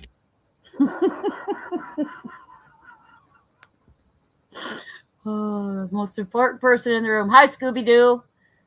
Their ideas above others, insert themselves into the center of every conversation, and tend to exhibit issues with control when things get tough. Yes. This desire for perfectionism can damage relationships with others, but it can also cause... Hey, brah. LG, thank you so much. What I learned today, weaponized vulnerability. Gonna learn a lot. I learned a lot. Thank you so much. Appreciate ya. Cause undue stress on their own emotional and mental well-being when situations don't work out the way they envisioned. Number 2, a need for excessive admiration. People with NPD evaluate their self-worth and self-esteem based on how other people perceive them. They want to be adored and admired for their efforts, and they want to be highly appreciated by everyone around them. Occasionally, they may be excessively envious of other people or believe others. Excessively envious of other people. At the projection, off the charts. Off the fucking charts. Everybody's jealous. Everybody wants what, fucking gross. Are envious of them. People with NPD may experience imposter syndrome more frequently and respond. You know what? I forgot. I know I've Googled this, but I'm going to look up imposter syndrome real quick and read you what Chad says. All right. Imposter syndrome, the psychological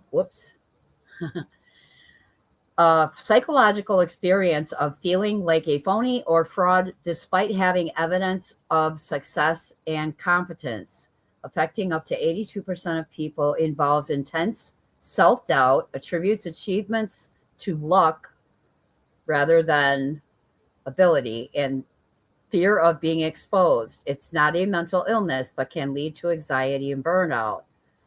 Persistent self-doubt. These are the bullets underneath. Chronic belief that you are not as capable as others think.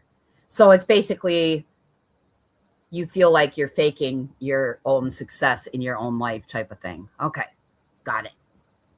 Unkindly to criticism. 3, a sense of entitlement.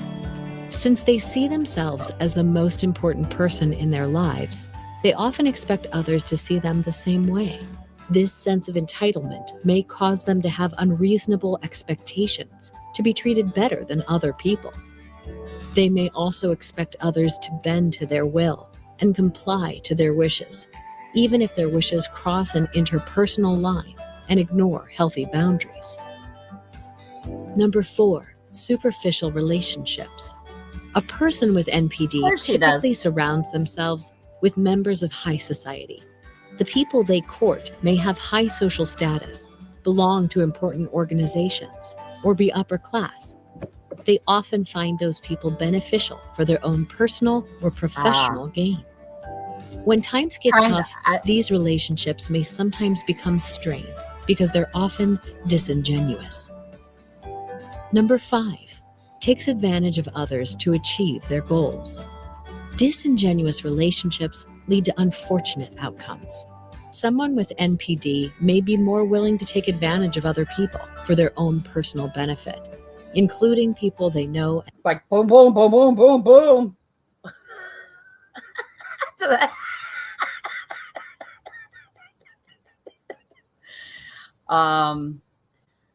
Yeah, as the more videos that I have, the more you'll see. But I looked further down. I think it was Tara Boom that asked. Yeah, I think it was Tara Boom. But anyway, about the imposter, key aspects of imposter syndrome: persistent self-doubt, chronic belief that you are not as capable as others think, even when high achieving. So it's like a complex in yourself, I think. And then the next one is attributing success to luck, believing achievements resulted from good timing, luck, or deceiving others rather than skill or effort. Next one is fear of exposure, constant fear that others will realize you are incompetent. The next one is the cycle, often starts with a task, causing anxiety and over preparation, followed by temporary relief by culminating in refusal to internalize success. Common characteristics and behavioral types. Researchers and experts have identified common behaviors and types: perfectionism, procrastination, project paralysis, and people pleasing. And so causes, let me ask, how might this be related to narcissistic personality disorder? Chad's letting us know. You think you do? Craig's Boots is here. Hi, Craig's Boots. I missed you. Yeah, that's basically it. We need Jesus. All right. So it says imposter syndrome and narcissistic personality disorder are psychologically linked through a shared. You know what? Fuck.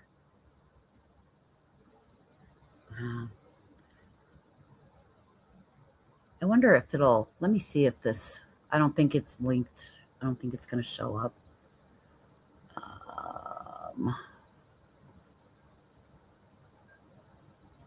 Oh, it is showing up. Okay. Here we go. Check this out. We'll read it together because I absorb things better when they're on the screen, since someone asked. Okay. All right. Whoop.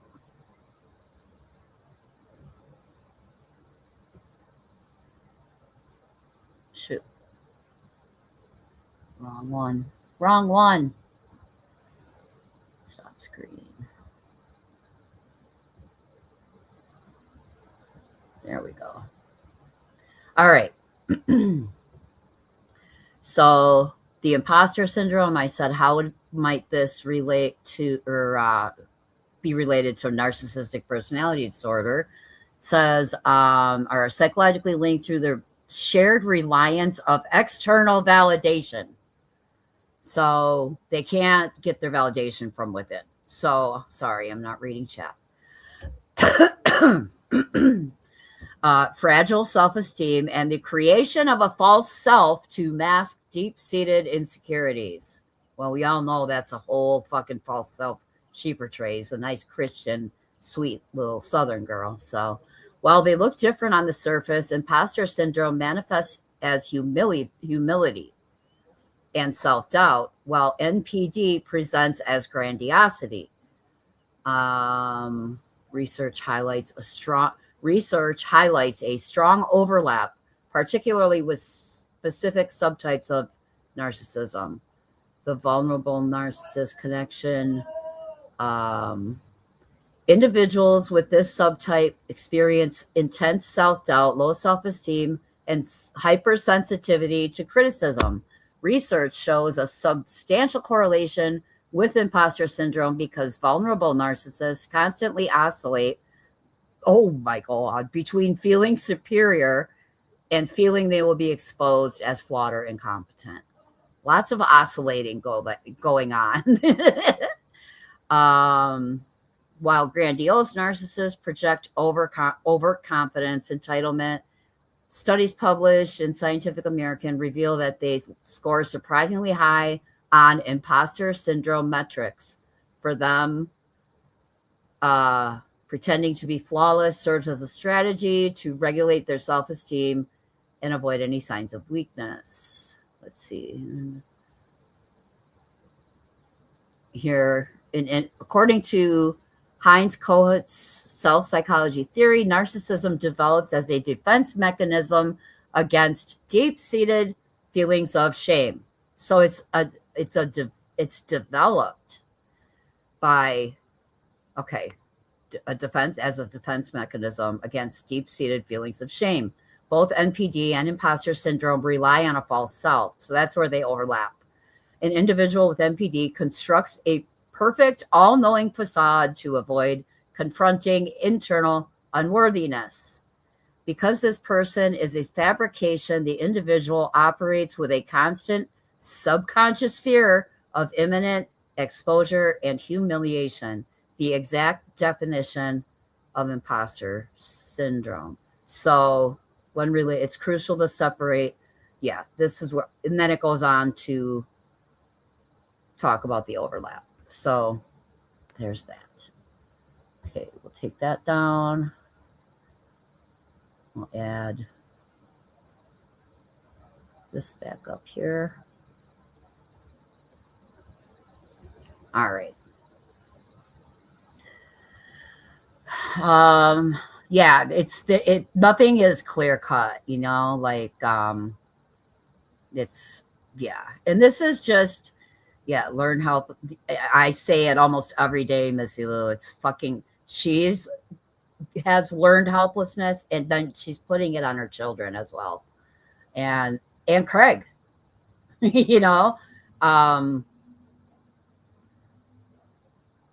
oh, okay. There we go. Grandiose. Back it up. She definitely wants to be. Yeah, it just, for me, I just find this all super interesting because one of the main reasons I am here watching all this shit show is because I'm secretly in my head fucking diagnosing everybody. All of you. Every one of you little taters even. No. But you know what I'm saying? When I come across a weirdo, I want to know what fucking makes them tick. So the more information I have, the better guess I can come up with, you know? She'd be living like Jesus. Yep. So so that's why I'm doing this. It's not to diagnose anybody. It's not to, but I will point out sometimes here or there, because I covered Brittany, I will point out the similarities. Tell you what you are. I don't know you. I don't know, Sam. I'm not diagnosing you, honey. I'm just kidding. I do it like with people like her every day though. I have to, that's why I study people. Like I have to study her. You know, I did it with Betty. Now I'm doing it with her. It's like, it's fascinating. It's fucking fascinating. So that's about as deep as it gets for me. It's like a fucking, what do you call it? Like watching a rat in a maze. I don't know. It's a lab study. So yeah. So here, we'll continue. Let me share. Hitting all the wrong buttons. All right, let's go. And love. Yes. They may also Yes, narcissism and NPD are not the same thing. So narcissism and narcissistic personality disorder are two different things. Hey, Barb. We didn't have the internet when you got your psych degree. You had the fucking big ass books, right? And that DSM. Good to see you. All right. And mods, when you see, you know who people to drop links for, I appreciate it. Pretty much anybody in here, if you want to, you know, do your thing, mods. Here we go. have a hard time discerning what makes their behaviors unacceptable and harmful to others and themselves. Number 6, a lack of empathy. In interpersonal and romantic relationships, especially, someone with NPD may have a hard time recognizing someone else's needs. Yes, she is. Even unintentionally, because their natural instinct is to prioritize their needs above others. Number 7, resistant to change. Processing big changes can be difficult for someone with NPD, especially when they're asked to compromise their beliefs or actions for the betterment of others. Because they don't care about others. They care about me, me, me, me, me, me, me. Rather than come to an agreement or hold themselves accountable, someone with NPD may be avoidant or blame others for what's happening in. You don't say. Avoidant? Blaming others? No. Prayers to my van, y'all. 8, hyper-focused on fantasies. It's lonely at the top, especially for someone with NPD who's hyper-focused on themselves. They may be fixated on their career, their social status, their financial well-being, or their physical looks. And while these are all good things to work towards, fantasies of one's greatness could become detrimental to their physical and emotional health. The causes of NPD are complex and can even include genetics and environmental factors, like a parent giving their child excessive adoration or criticism, or not tending to their child's needs. At the end of the day, the mask of self-importance hides loneliness, lack of confidence, and lack of worth. Because of all of these traits, NPD is associated with a greater risk for depression, suicide, and suicidal ideation. If you're exhibiting signs or symptoms of NPD, or if you're feeling a little lost, talk to your healthcare provider. All right, I'll drop that link. Let me find. Do that. Okay. Oops. Okay, so that's interesting. I like bullet points. I like simple. Whoops. No. I don't want to create a post. All right. Here's the link to that video. It's me. I'm the problem. Said no narcissist ever.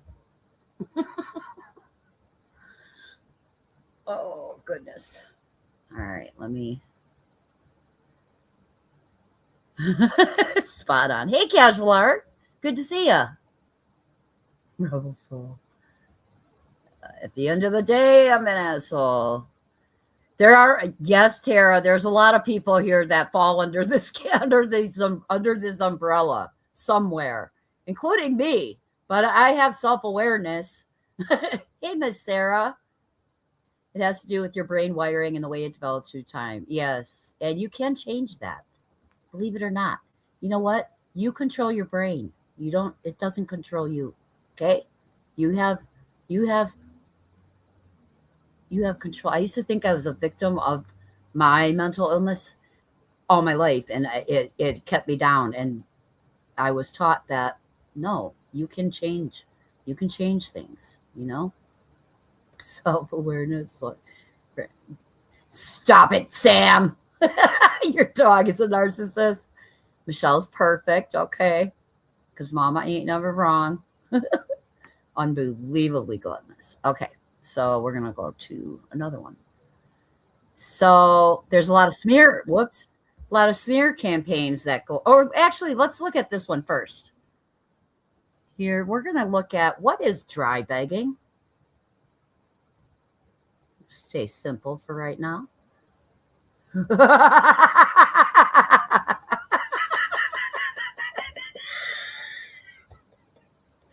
Oh, so far, I think there's going to be many, but so far you got comment of the day saying. Oh, has Craig started TikTok streaming again? Is this what all her dramatics are about lately? She doesn't seem like the joyful new mother after just having a beautiful baby. Oh, no, but it's our fault, Whitney. Didn't you know? You did not get the memo? It's our fault. Group of perfect people here. Yeah. I know. I am hoping, Missy Lou, that in the bushes are her people, some of her people at least, that are listening. That's all. That's all. We are fucked. I'm a victim, never believing it is true, so I'm constantly questioning. I love my chat. I got the best fucking chat, man. Okay. You were diagnosed by the cat? The cat was tonight? Okay. If you look it up, yeah. Pretty sure. Pretty sure. All right. All right, let's get to this one. This is, let me grab this link. And he has a lovely Irish accent, so I ain't going to be mad at that. Darren F. McGee. All right. I'll put the link in chat. Here we go. Let's get started. Helps if I do that. Here we go. Topic comes from a question asking what is meant by the term dry begging. Now, this is something that can come up in families, relationships, workplaces, social media, sometimes society in general. And although dry begging isn't exclusive to narcissists, in this video, I'll look at what the term means, what it looks like, and some of the motivations behind it in the context of narcissism. I will also look at some ways to handle it. So, Gina sending stuff? Let me look. Let me see. I just saw, I don't know. Did I miss any? I didn't miss anything. Very possible.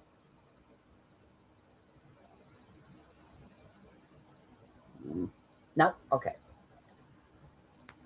Gina must have had an opinion she was being dreaded. Okay.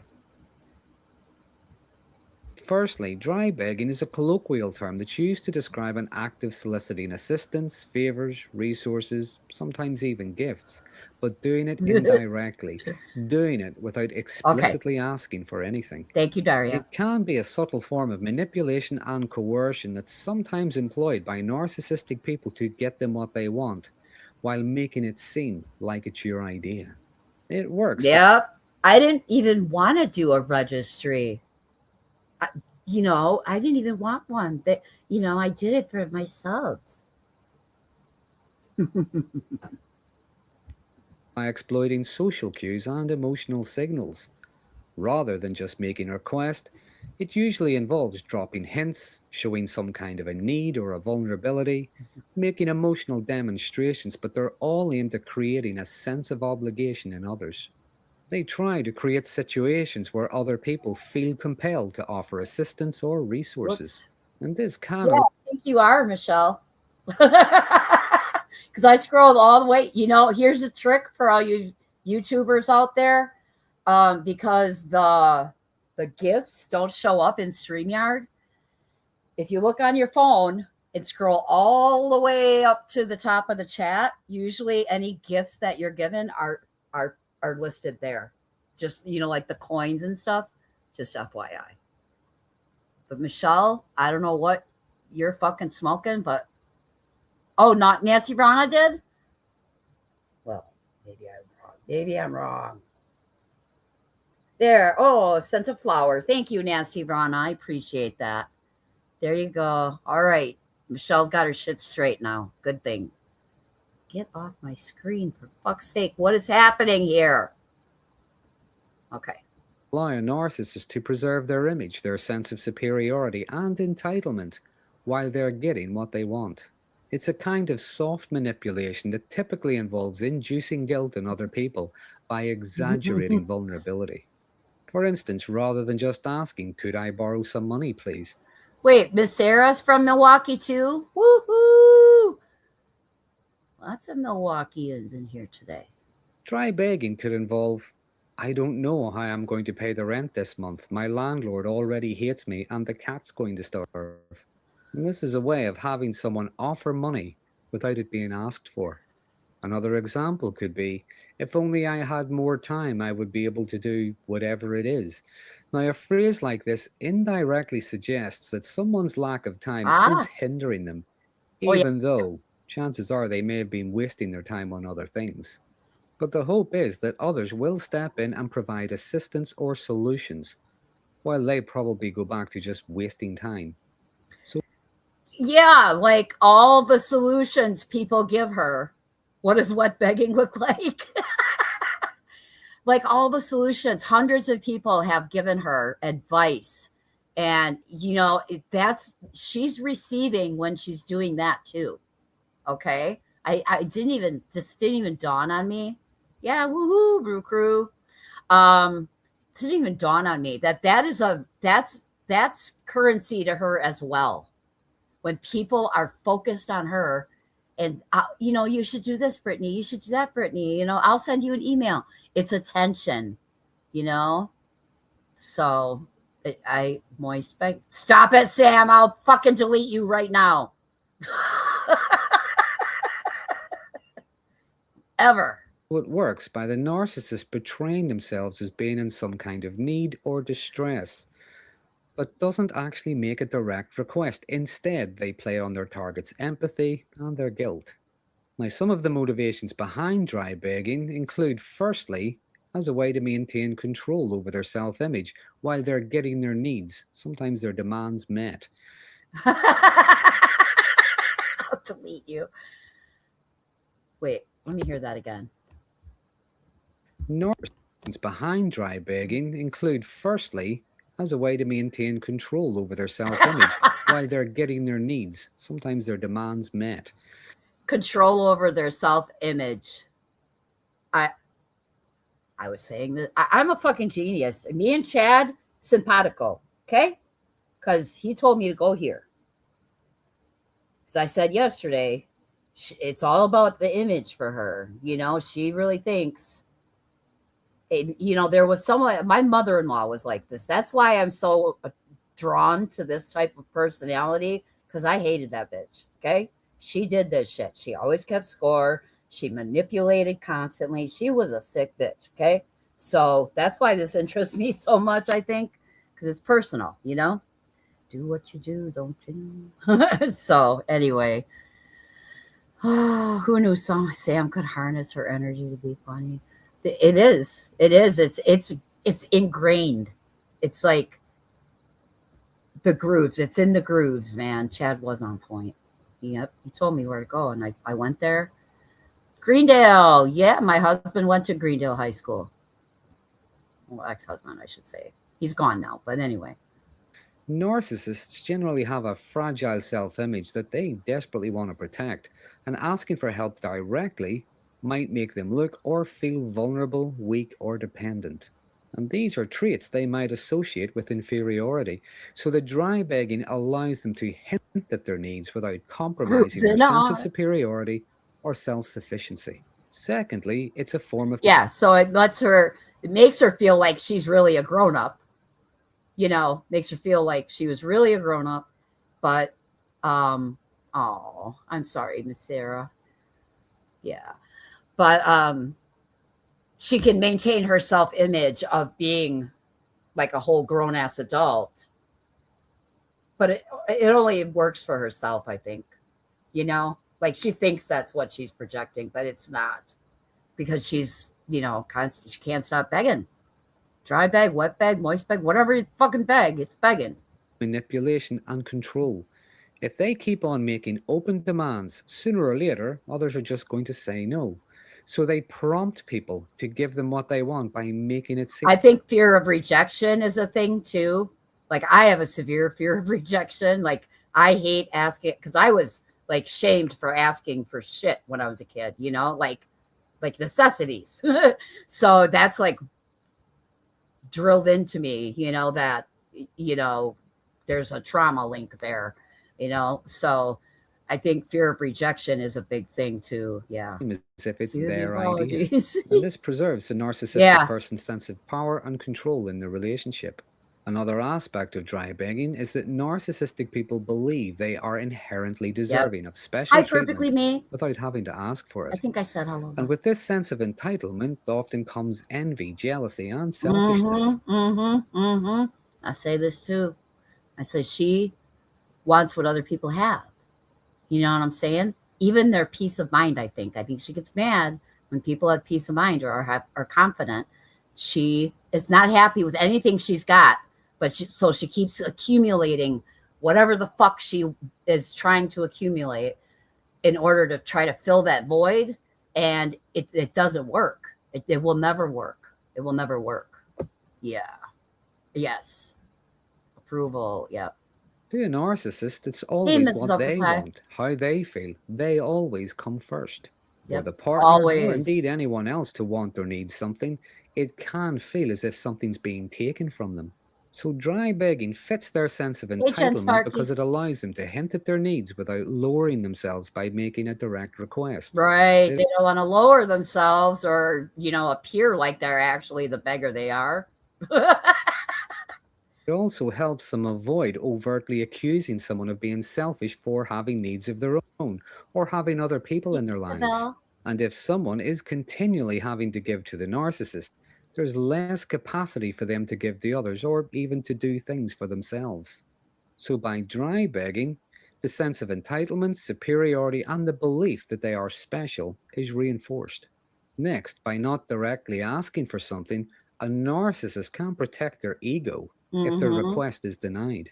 However, if someone doesn't respond to their indirect... And that's the fear of rejection, right? Like, because with the rejection comes...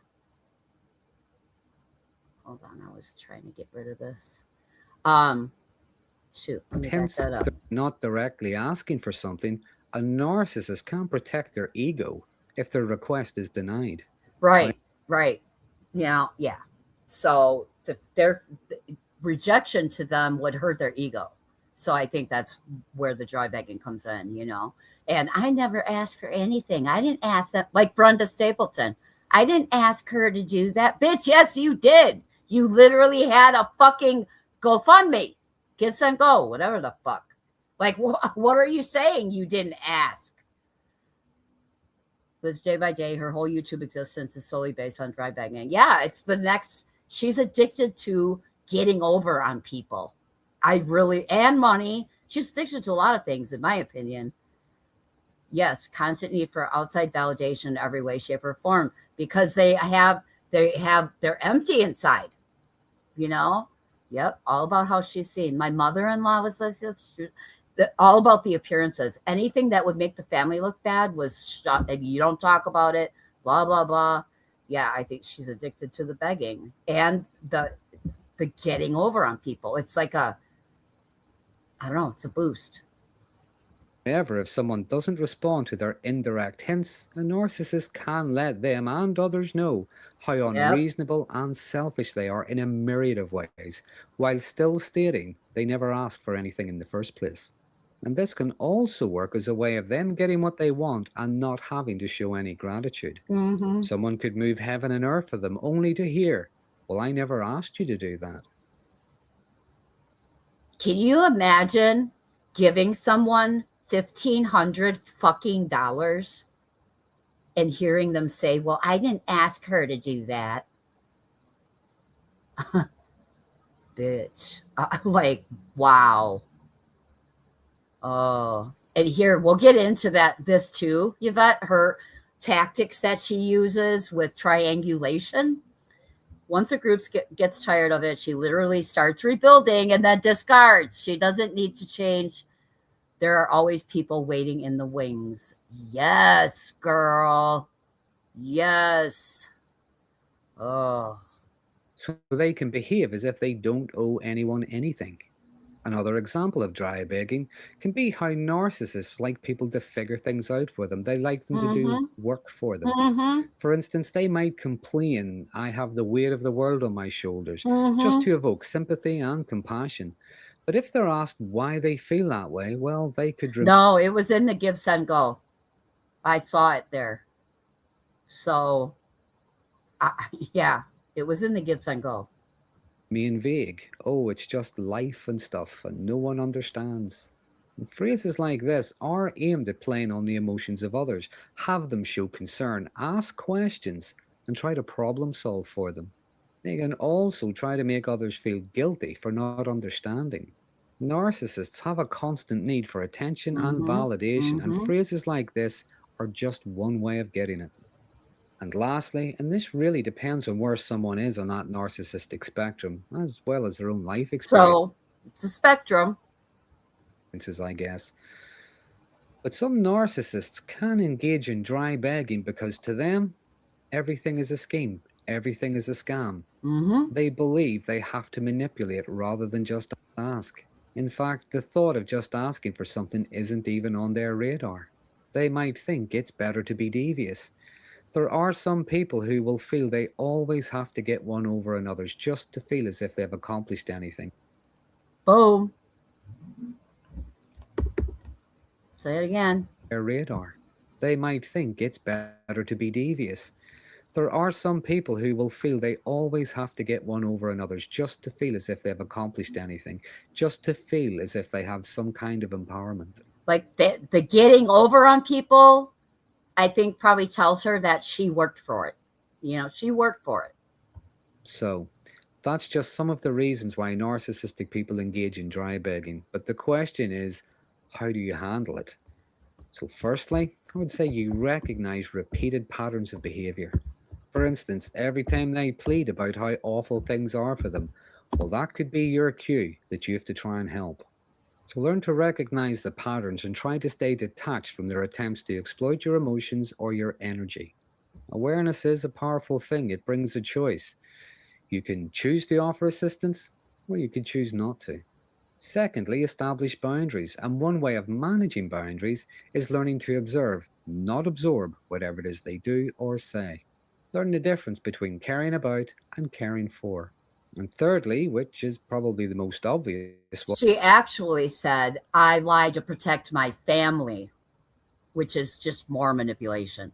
It's just more, it's exploiting her family, and it's triangulation. We're going to watch a couple of videos on that too. One is, why not just ask them? When they're dropping hints, when they're dropping clues, why not just ask? Are you asking me to help you with that? Or are you asking me to do something for you? No, they say, oh, that's a good tactic. You know, if someone is hinting, are you asking me to help you? You know, that's interesting. Yeah. Yes, then fair enough. If they say no, then just leave them to it. And if they just keep on whining, going round in circles, being vague, just keep asking them, what is it they want? Sooner or later, you might really get to what's going on. And whether or not you offer help, assistance, or... Ms. Upper Thigh, always, always There's always a grift in mind. She's a schemer. Your resources, well, that's your choice. It's not theirs. So to summarize, narcissists can be quite skilled at playing on the emotions of others, and dry begging can be one of the ways they do that.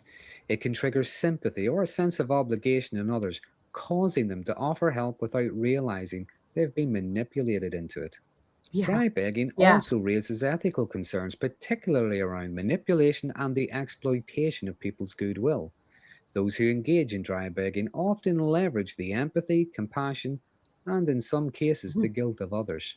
And this can be quite disingenuous and can lead to feelings of anger and resentment, especially if the narcissistic person denies they ever asked for anything. They were merely making some kind of a statement. So it can erode trust when those offering help realize they were exploited and subtly manipulated into doing something only to be unappreciated. But dry begging fits a narcissist's need to maintain a superior, self-sufficient image while having others meet their needs and their desires. But, as I often say, once you see it, you can't unsee it. So, that's a brief... He just said that! We've been saying this for a couple weeks now. Once you see it, or for a while.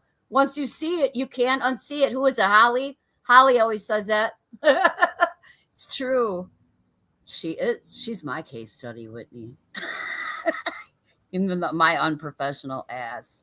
Line of dry begging. If there's anything you might like to add, please use the comment section. And as always, I hope you find this topic to be interesting. Okay, so that I thought that was so good. So I'll copy that and put it in the chat. Yeah, we've always said that.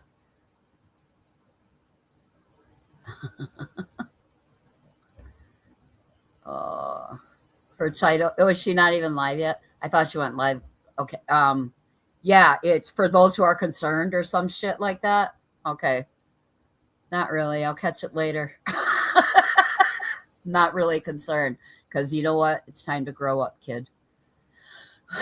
All right. Let me grab another one.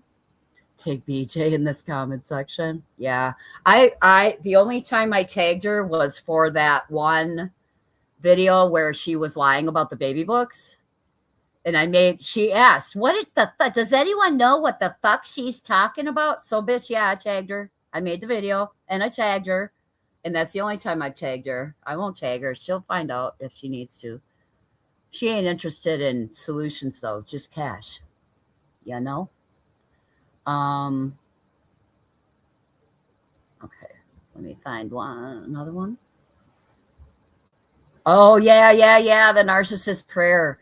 I didn't do that. You didn't hear that. Is it so bad if I did say that? Why does it matter that I said that? Yes. And if I did do that, I'm going to, you know what? Let me look that up.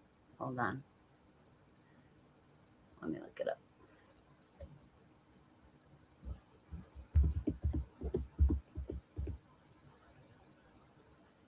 Oh, shit.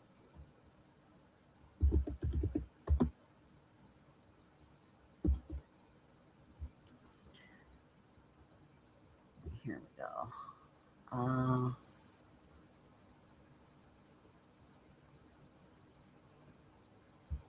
All right, here it is. Let me do this.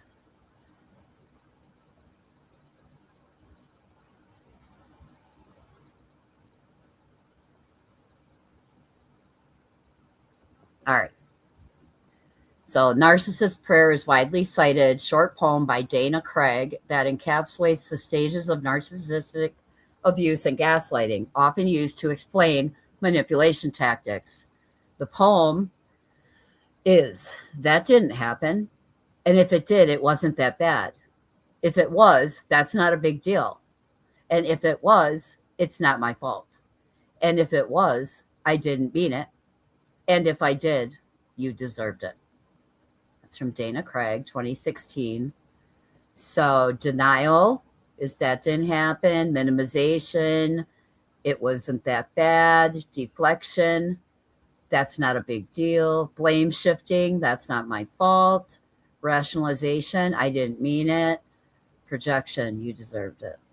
So this poem is often used in psychology, to help victims of emotional abuse identify the cycle of DARVO, which is deny, attack, reverse, victim, and offender. So when a narcissist feels attacked, they deny, they attack, and they reverse the victim and offender and make it your fault. So that's what that is. So thank you for reminding me of that. I love that. Okay.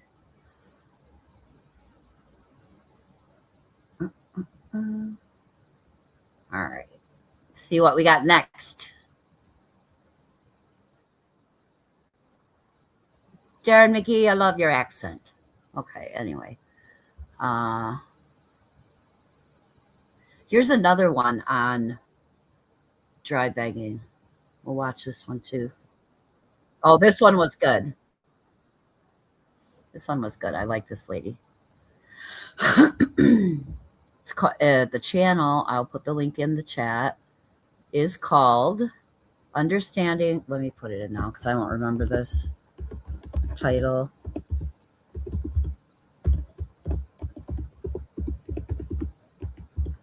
Whoops. Narcissism.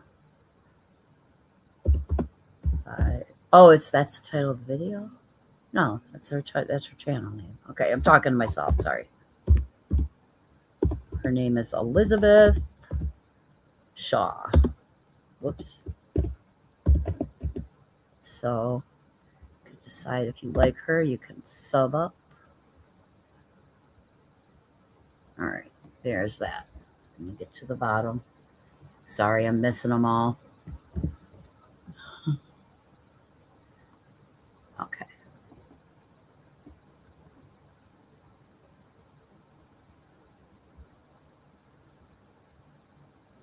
All right, let's hear. The narcissist dry begging is a manipulation tactic that they use to elicit sympathy, attention, or financial assistance from those around them. You know what, Angela, I just got to say, it's that's something that they have to work on for themselves, and they have to, what my suggestion is, learn from it, keep what you need, let go of the fucking rest. That's kind of how I approach life. I keep what I need from experiences and I move on, because I have I was trained early on to just collect all that shit in my head and ruminate, So, and that's part of the reason I made this channel, not for Brittany J's people specifically, but I want a space where people can come, where they don't have to pick sides. They don't have to, think as others think, I want all you guys to be free fucking thinkers in here. Okay. So anybody is welcome. And we will not be shamed over here. All right. It's our motto. It's a covert manipulation method where a narcissist is going to subtly drop hints. I got it. Rather than directly asking for something. They're going to expect other people. Wait, what message? Comment section of her videos that says she is studying BJ for a case study. They put the comment recently, said it's narcissistic personality disorder, not narcissism. I think she was molded this way. I do. What was Tiff's message?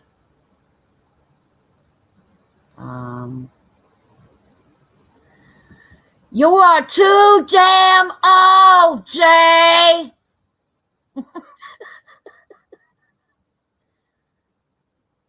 Yeah, I was rolling my eyes too. Can't roll my eyes hard enough. Okay.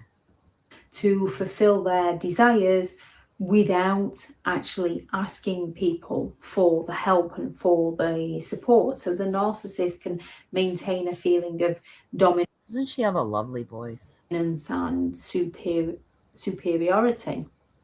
Also, with their dry begging, because they drop those subtle hints and rely on your feelings such as sympathetic attention and guilt and wanting to be selfless and help and support them, when you do something for them, they will turn around at a later. She's probably making sure she's trying to draw at not to toot my own horn here, but I'm putting out some good information here, and maybe she's trying to draw some people away.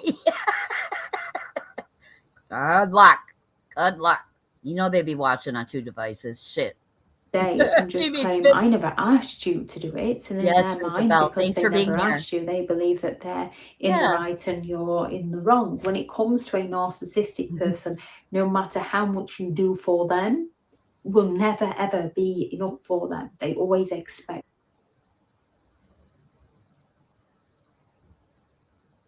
Renee. Oh, okay. That just tripped something in me. Never mind. More, they feel entitled to more. They have those very high expectations. And in the beginning, they will do a lot for you to raise your expectations so that they can lower your standards. And hey, rabbit hole survivor. I think she's got numerous personality disorders too. She's got overlapping situations going on. So, but now she plays 10 minutes of an intro and another 10 of greeting people. It's like an hour of greeting. Hold on. She's reading the chat, getting the vibe, seeing how pissed people are, yada, yada, testing the waters, not addict shaming at all because I'm a recovered addict yourself. She grew up watching an addict, and addicts are inherently manipulative. Yeah. Being manipulative is often a very common byproduct of addiction. It's like survival for your addiction, so yeah. Yeah, you can use your powers for good. You are too damn Jay.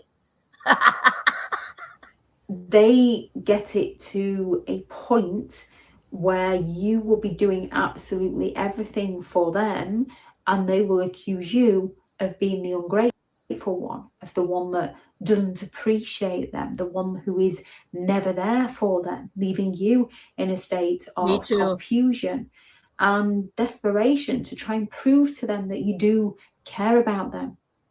When it comes to the narcissist, it's like control. How hard can I make this person fucking fall all over themselves for me? And their dry begging, it is so that they can get their needs met by you without actually asking for what they want from you. Yep. So if a narcissist needs to have a lift somewhere, they can just start dropping the subtle hints, or they can guilt trip you and say, oh, you're always taking them places. I'm supposed to be here, but I don't know how I'm going to get there. And then you feel compelled into saying, oh, well, I'm passing, I can give you a lift. Rather than just saying, hey, could I have a lift, please? Now, again, just because somebody does these things doesn't necessarily make them a narcissistic person. The difference lies between a genuine person would be grateful and they would thank you. They might not want to burden you, but they will thank you. A narcissistic person expects you to thank them when you're the one that helped them. Now, a narcissist might just come along and say, I don't know how I'm going to manage, but I guess I'll figure it out. This month's been really hard, y'all. I missed some days, and we're just trying to build the backup channel up, and so that you start to look for ways, because you care about them, you start to look for ways to try and help and support them. We can all go through suffering in life and just get to a point where we think, I have no idea how I'm going to manage, and someone comes along and helps you, and then you work together. A narcissist works to get something from you, and then like a normal person would assist in their own fucking issue, but a narcissist will sit back and just let you fucking do it. Like my husband did that. I had to fucking do everything. It was fucking ridiculous. Like help yourself, buddy. Drops you. A narcissist can simply turn around and say, nobody cares about me. So when you've got plans with somebody that they're not interested in or they wouldn't commit to doing, and then you go and follow through with those plans, they turn around. Their sickness goes well together, I guess, Rebel Soul. They both have issues, and I guess it works. And you know what? It's people like Brittany especially don't want change. And she's never stood on her own. She can't imagine. I stayed in a marriage for many years, an abusive marriage for many years, because I was afraid of financially how I would do it. I was afraid of being a single parent. I was afraid of not being with him anymore because that's all I knew for 20 years. I was afraid, the fear keeps you locked in, the car gig. She just pushes to see how far she can. It's a game. It's a fucking game. She can say to herself, that builds her up inside. I grifted for a car, y'all. So she's going to try it. She's going to push and push and push until she can't push anymore, till the levee breaks, man. Oh my God, yes, that's what happened. I decided I would be there at her every beck and call, and she turns around and tells her chat, I was mad because I wanted more from her, and she has a busy life. How dare you, Yvette? You know what phrase my therapist gave me ages ago that helped me more than anything in life? Assumptions and expectations will fuck you up. And it's very simple.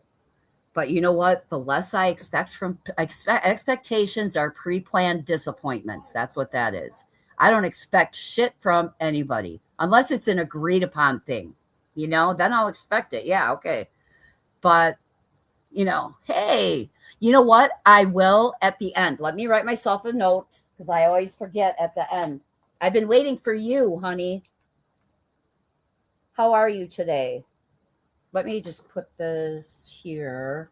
Someone please, maybe one of the mods can remind me so I don't forget at the end. She's got a song that we all collaborated on. I don't know how she did shit for Craig for fucking years. Well, it's like, I think it's kind of a trade-off. Like, I do this stuff for you. Because that's how it was like in my marriage. I did all this stuff for you. I do all this stuff. We knew our roles. Like, we had roles. Okay, no matter how warped they might be, So, and it's a trade-off. Like, it's transactional. I do all this stuff for you. This is understood that in return, you do all this stuff for me. Dirt. It seems like he doesn't do shit for her, but he's fulfilling some type of need for her that makes it worth it, if that makes any sense. And say, well, if they're more important to you than I am, so that you feel like you're letting them down. And the narcissist feels abandoned by you, which is why they're doing this, to try and Hold on, sorry. DTOS. My channel was about pointing out manipulation and scamming, and I think she knew to hide behind that. Pulled that stunt of the moving the goalposts on her first fundraiser. What do you mean moving the goalposts specifically? I mean, yes, and there's a video that I have pulled that talks about that. You'll see. It's a triangulation thing. We'll do that next. Is it on? You have a better version? Yes, you can send me the email. That would be perfect. Thank you, honey. If you have a better version, that's great. Okay. Yeah, a roof. Yeah. And I think she's still stuck on his looks. And she doesn't want anybody else to have him, so she won't ever leave him, type of thing. You into giving them the attention. A narcissist might just turn around and say, oh, I wish somebody would appreciate all the sacrifices that I made, because they're all about themselves. So they believe that what they've done, That's where I'm confused, to be honest. I don't know what need he is meeting for her. Like, what is being fulfilled that keeps her there? I really don't think it's about a house. I don't know. It's weird. You know, a lot of what kept me in my relationship was because my husband is he was a total sociopath. Okay. He was incapable of empathy. He was very good at mimicking it. So the first 6 months of our relationship, I mean, we went real fast, like moved in together immediately, got pregnant, this and that. He was so good to me in those 6 months. He was like my dream person, you know? It's amazing that he was able to pretend for that long, but he did. And then it was all downhill from there. Slowly, he started showing who he really was and just, eventually didn't give a fuck. He just did what he wanted and treated me how he wanted, didn't give a fuck. But I still in my head would tell myself, if I'm just better, if I sacrifice more, if I do this for him, if I say this to him, he'll understand, and he'll understand and realize, and we'll go back to that the way it was. Because I thought in my mind, that's who he was. And something happened to change him into the asshole he actually really originally was, when it was actually the reverse. He was pretending to be that good person. And then I was stuck in that mindset for many years. So if that helps, I don't know. I'm not saying that's their situation, but that was mine. They had to done for you. They had to raise sacrifice, and you need right. It went from like 1,000 to like 1,500 or some shit. I remember now. Yes. Oh, it is very shallow. Very shallow. The eternal attention and validation and gratitude, and every time they want something from you, you need to just do it. They can turn around and say, I feel so alone, nobody cares about me. We can all have lonely moments. However, with a narcissist, another part of it was I didn't want to break up my nuclear family. I wanted my kids to have their actual parents all together, forever. I didn't ever want to break that up. Like, that was my dream. And like, ever since I was a kid, that's all I wanted was a family. That's all I wanted was a nice family and and then I got the family, and then the family went to shit, but I couldn't let go of it.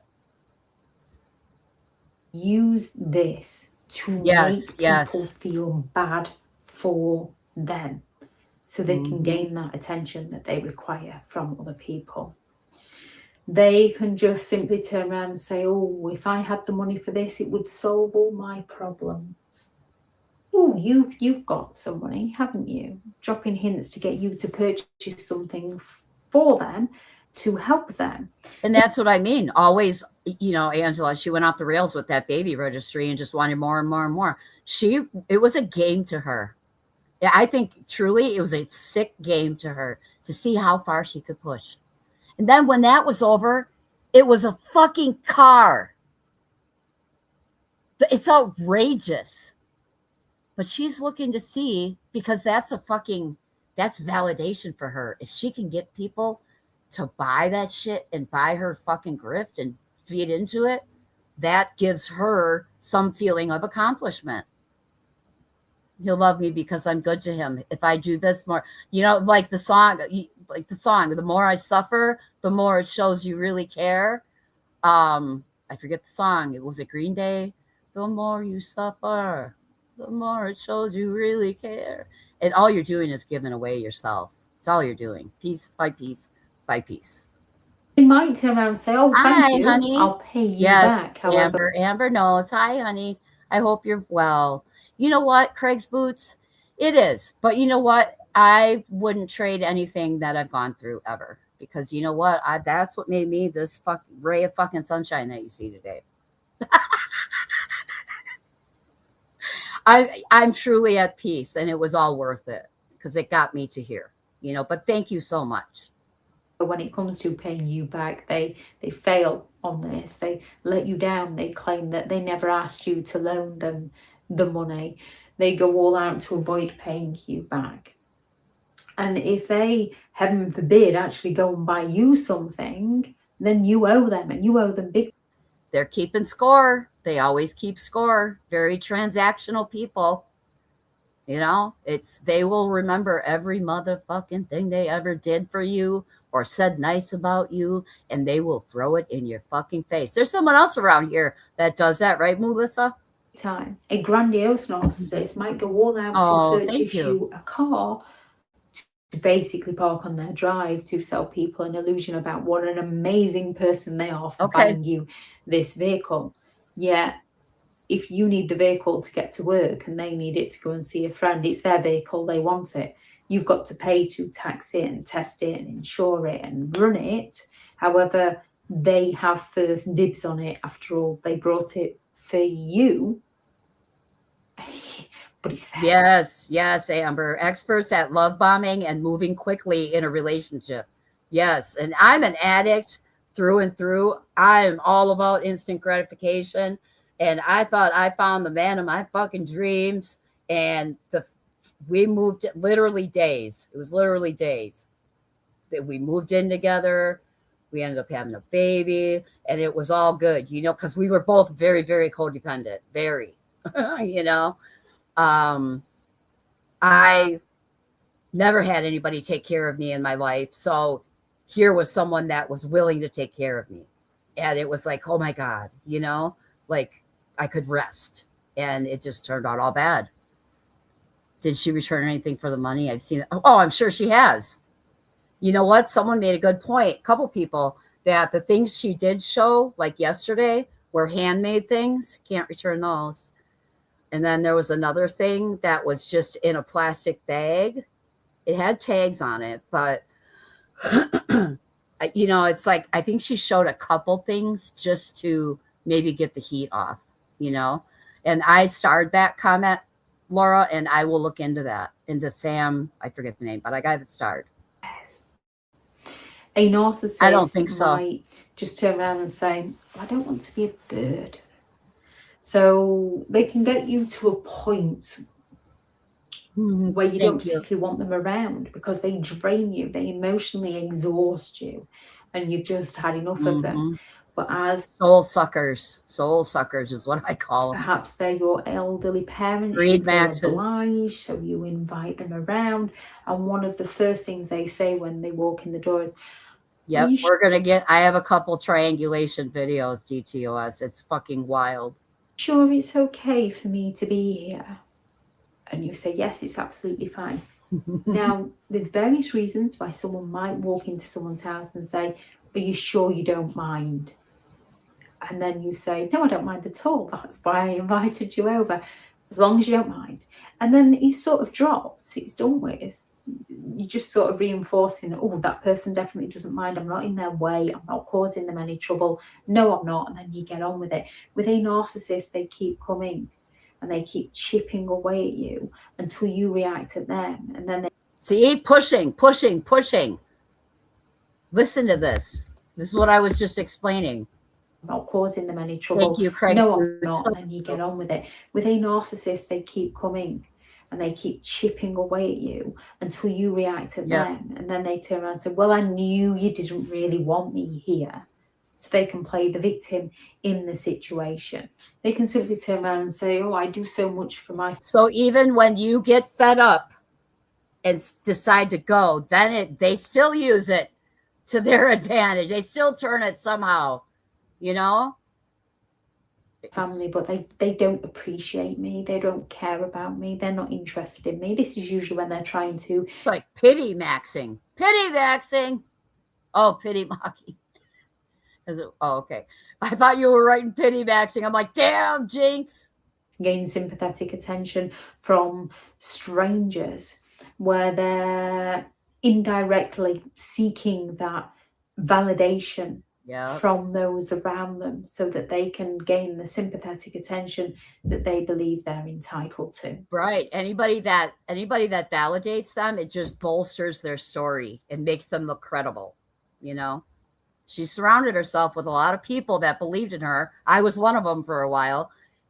One of hundreds that she felt bolstered her image. You know, like, you know what I'm saying? After all I've done for you is another one to get you to drop your boundary and do something for them. Narcissistic people aren't always very forthcoming in their communication because they've got things to hide that they don't want you to know about. However, they want to feel like the almighty, the powerful one, the one that's in control. They don't want to believe that they have to rely on you for anything. They want to believe that you are the person that has to rely on them. Oh my God, that described me, my life in a nutshell. And then you feel helpless. It's amazing how they make you feel helpless, you know, like in a marriage anyways, you know, it's like, I felt like, okay, well, you know, I need him. It's awful. By a narcissist indirectly seeking validation and support, this often leads their victims into feelings such as guilt and obligation, and over time erodes the victim's self-esteem. When it comes to dealing with people like this, first and foremost, awareness is key. Recognize the behavior and recognize that you are not obligated to fix their problems for them. We have to fix our own problems. It's nice to have people help and support us. However, Sam, when I was there, she didn't have one fundraiser, not one. You know, and I didn't hear her, and she would ask for memberships. That was it. So, you know, because I went into watching her with that in my head, like, people are saying she's a scammer, you know. Then when I saw she didn't have any fundraisers, she didn't have this, I'm like, they're all liars, you know. Like, it was weird. It's not nice having people take advantage of us. So awareness, recognize the games, recognize the signs, boundaries. The best boundaries around narcissists are psychological, emotional, and physical distance. Lots of self. She have her extra sweet southern soft voice on. Care when you're dealing with this, because they're going to pull on your heartstrings, and they are doing this to get their needs met by you so that they can exploit you. Hair all brushed straight, telling her sons, I don't know what I would have done throughout the years without this subscriber base. Is that now?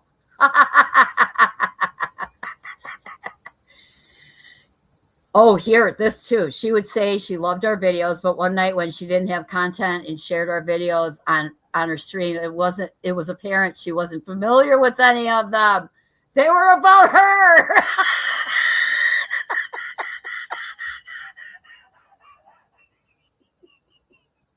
Oh my God, I would love to see that shit. Oh, fucking hilarious.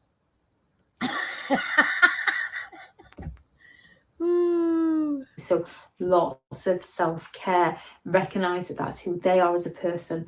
And Bad Wolf, hello, sir. I hope you're having a wonderful Saturday, honey. No baby noises yet.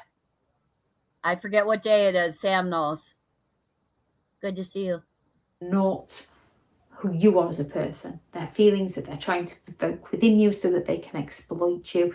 And once they've exploited you, you're going to feel far worse afterwards. Find supportive people who understand what you're going through, and recognize that you are not here to fix their problems. If you have the ability to help somebody and there's not going to be any resentment when they use that against you, feel free to help somebody. However, if you have the ability to help somebody and they use it against you, and it's going to harbor feelings such as resentment, it might be wise to take a step back and stop supporting those who are unsupportive of you. If anyone has any thoughts on this video, please do add those into the comments for people reading through. Yeah, it's important to watch people's patterns, because, you know, there's people that I've helped where at the beginning I thought, well, this could be a total fucking scam, or they could be serious. Like, usually it's under the guise of, you know, I really need to get clean, blah, blah, blah. And I would help people. I will test that shit. You know what I mean? You got to watch for patterns. You know, you got to watch for repetitive fucking grifting, maxing. What did he say? Till I hear a baby as much as her kids, I'm going to say there is no baby and it's her daughters. That's your official decision right now? as of May 16th, 2026 at 12:50 p.m. Central Standard Time. Clocked. All right, let me find the next one. So we're talking about triangulation. We're going to read about that. Whoops. Or here, listen.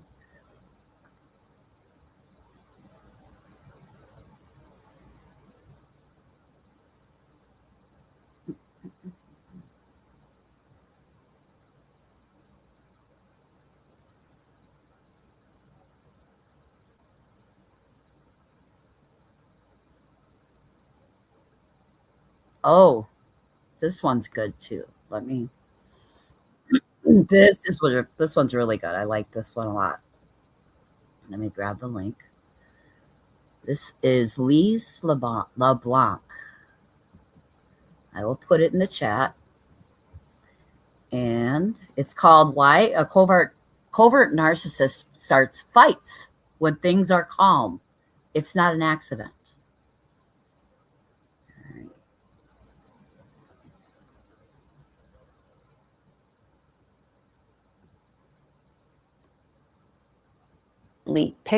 If a woman is constantly picking a argument, you will stay trapped for years. Wait. Oh, shit. And here's how it works when it comes to a female covert narcissist. She doesn't start fights because she's trying to fix something. She starts fights because it gives her something. It gives her power, leverage, freedom from accountability, emotional dominance. So the fight's never what she says it's about. It's got a hidden agenda. And in today's video, I'm going to give you 7 potential motives behind the fight so that you can start seeing the pattern, stop taking the bait, and start reading the situation accurately. Stay to the end because the last reason explains why you always feel like you're being tested, studied, and set up. Before we jump in, let me just say that anyone can do some of these things on occasion. But when this happens consistently and predictably as a pattern, it's no longer about conflict. Yes, Lisa. It's about control. Number 1, she picks fights to offload her negative emotions onto you. I've said she comes here. It's like therapy. It's like a tire that with too much air in it, and you got to release it. So she goes live and gets all of the admiration and validation and reassurance. You know, it's so terrible they're doing this to you, Brittany. Oh, I love you, Britt. You're amazing. Da da da da da da da. They're wrong, not you. And a covert narcissist can't sit with uncomfortable feelings for long. Insecurity, envy, anger, anxiety. These emotions build pressure inside of her. So she starts a fight so she can discharge that pressure into your body and into your mind and out of hers. So if she can make you feel guilty, she gets relief. If she can make you feel wrong, she feels right. If she can make you feel anxious, she feels safer and more in control. So the fight. So it's like transferring her emotions. I got it, Women's Warrior. Thank you.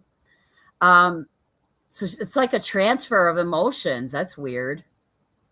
Isn't a misunderstanding. It's an offloading of those negative emotions disguised as a conversation.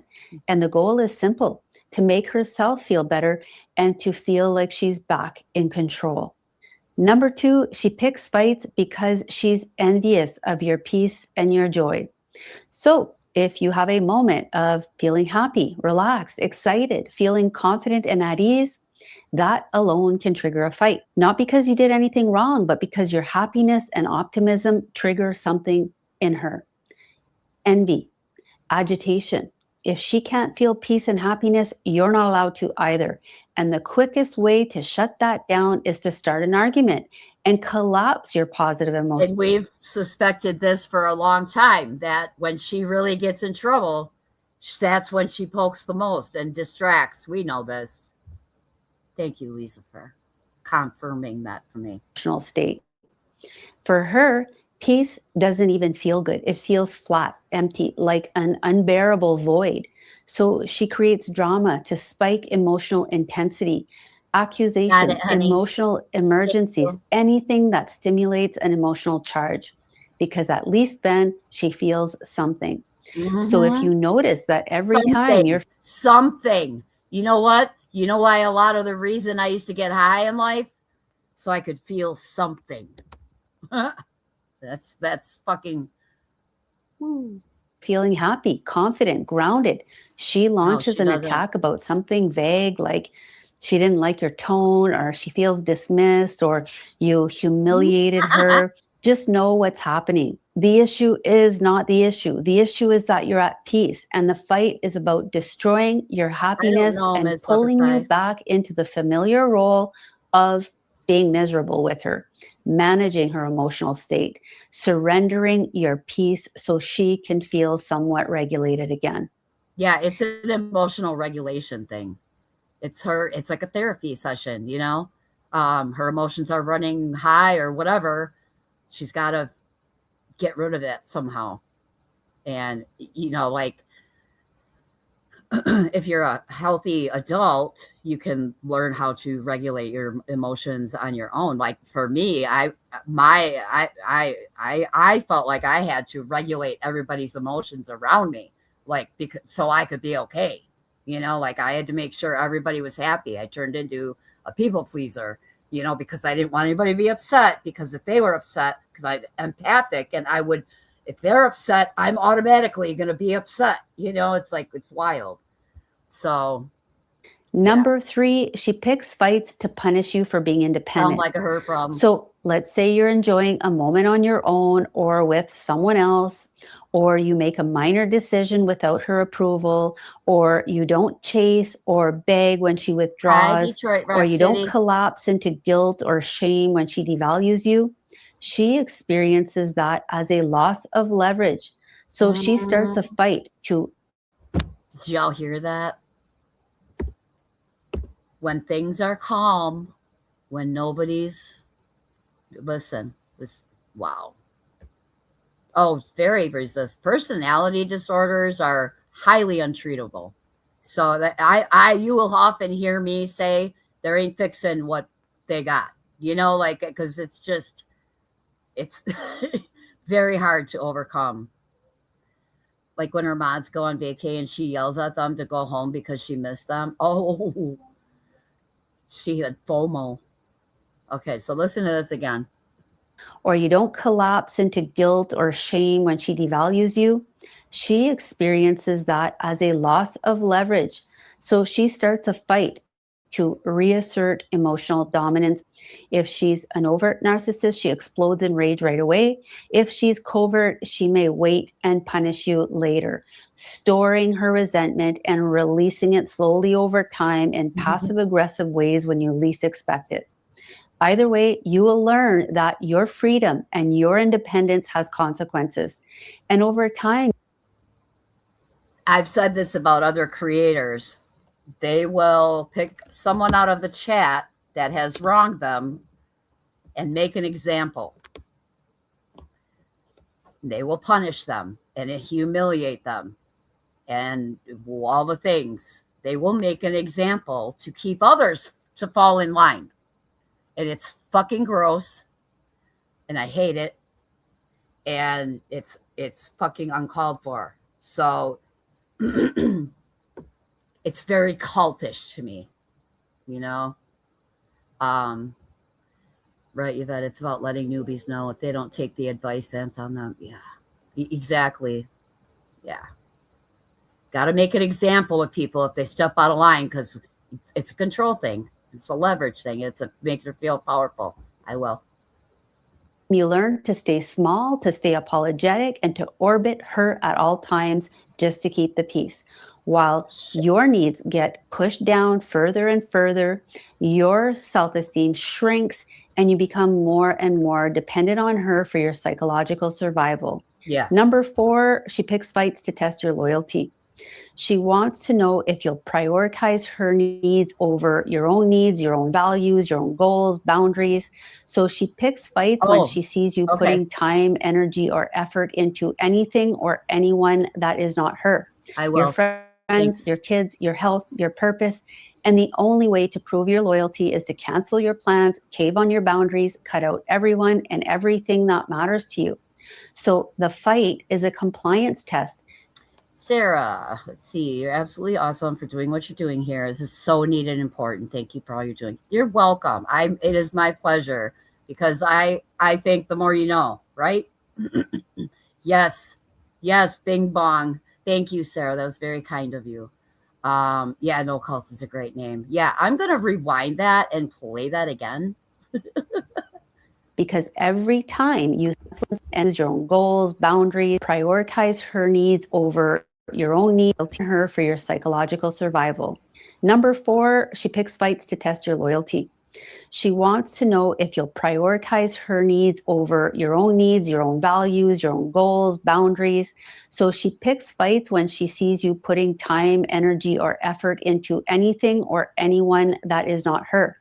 Your friends, your kids, your health, your purpose. That's a loss of control that she would be feeling, you know? So when she does this, I saw you in so-and-so's chat, blah, blah, blah, you know? That's fucking weird. Okay. That is her feeling a loss of control. And the only way it's when she sees you putting time, energy, or effort into anything or anyone that is not her. Your friends, your kids, your health, your purpose. And the only way to prove your loyalty is to cancel your plans, cave on your boundaries, cut out everyone and everything that matters to you. So the fight is a compliance test because every time you sacrifice something or someone important to you, you are proving something to her, that she can manufacture a loyalty crisis on command, and you will respond by isolating yourself, shrinking yourself. Yep. And so then, you know, like the chat example. So then you'll notice that a lot of people in her chat, I don't even watch them. I don't listen to the haters. I don't, they should really venture out more. You know what I'm saying? You should really venture out more. But they don't, because it's just the path of least resistance, right? Like you don't want to be the next one called out for being in someone's chat and saying maybe a piece of truth about Brittany J. You don't want to be made an example of. Prioritizing her above your own needs, values, and even your own identity. Number 5, she picks fights to deflect from her manipulation and abuse. Because when you're upset, confused, or defending yourself, you're not noticing her lies, financial abuse, cheating, trying. I don't know, maybe the mods can answer. I've never heard of anyone, or I've actually heard people say she didn't ask us to go do it, but I think they just do. I think she manipulates people into, or at least they take it upon themselves thinking, I'm protecting her and I'm watching out for her and I got her back. And it's a way to prove loyalty. I think people mainly took it on themselves, whether it be mods or subs, but I've not seen any proof that she actually asked any mods to do that. You're not connecting dots or holding her accountable. Drama keeps you off balance. And while you're off balance, distracted, dysregulated, you're not paying attention to your logic, your instincts. So if she starts fights right as you're catching a contradiction, demanding answers, or setting boundaries or consequences, and suddenly you find yourself in a circular argument about your own character and your behavior, then the fight is likely a diversion to destabilize you and deflect the spotlight off of themselves and onto you. Now, I often get asked if she's doing these things on purpose. And my answer is that sometimes it's calculated and sometimes it's an automatic conditioned response. And that's always been, I think she is just this is such a habit for her and such a way of survival and just a way of life now. I don't think she could actually explain how this manipulation is done in words, but she can sure as fuck do it. So it's like, yeah, you know what I mean? Like she knows how to, it's just like instincts for her. Covert narcissists often develop these traits in response to early emotional abuse, often from a narcissistic parent. These behaviors become deep psychological defense mechanisms. Yeah, here, Yvette says, yes, that's it. She doesn't ask at first. We just think we're being nice, and then we sort of just do it, and then it becomes expected in a way. Yeah. She's learned this somewhere. Yeah, it's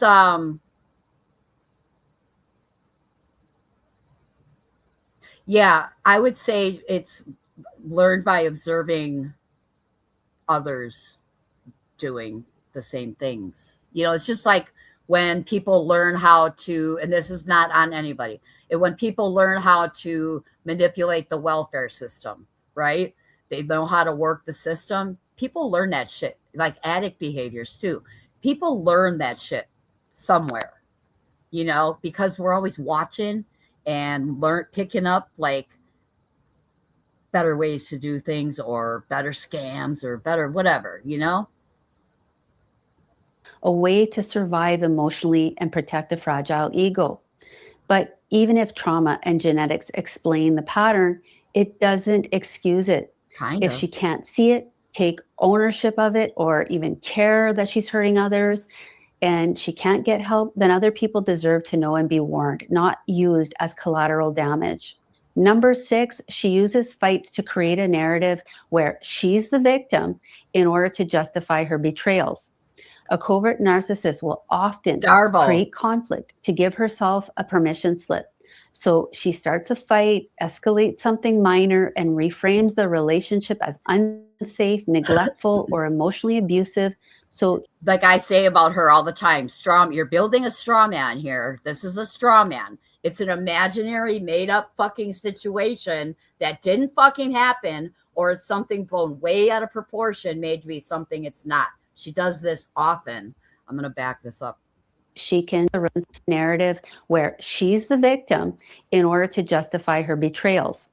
A covert narcissist will often create conflict to give herself a permission slip.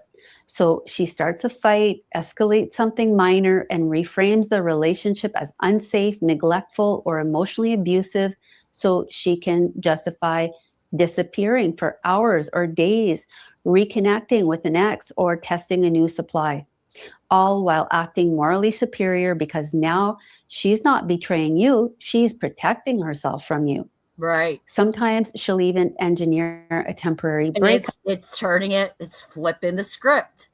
You know, well, they did this, so I'm justified, you know, and usually it's a made up or twisted up scenario.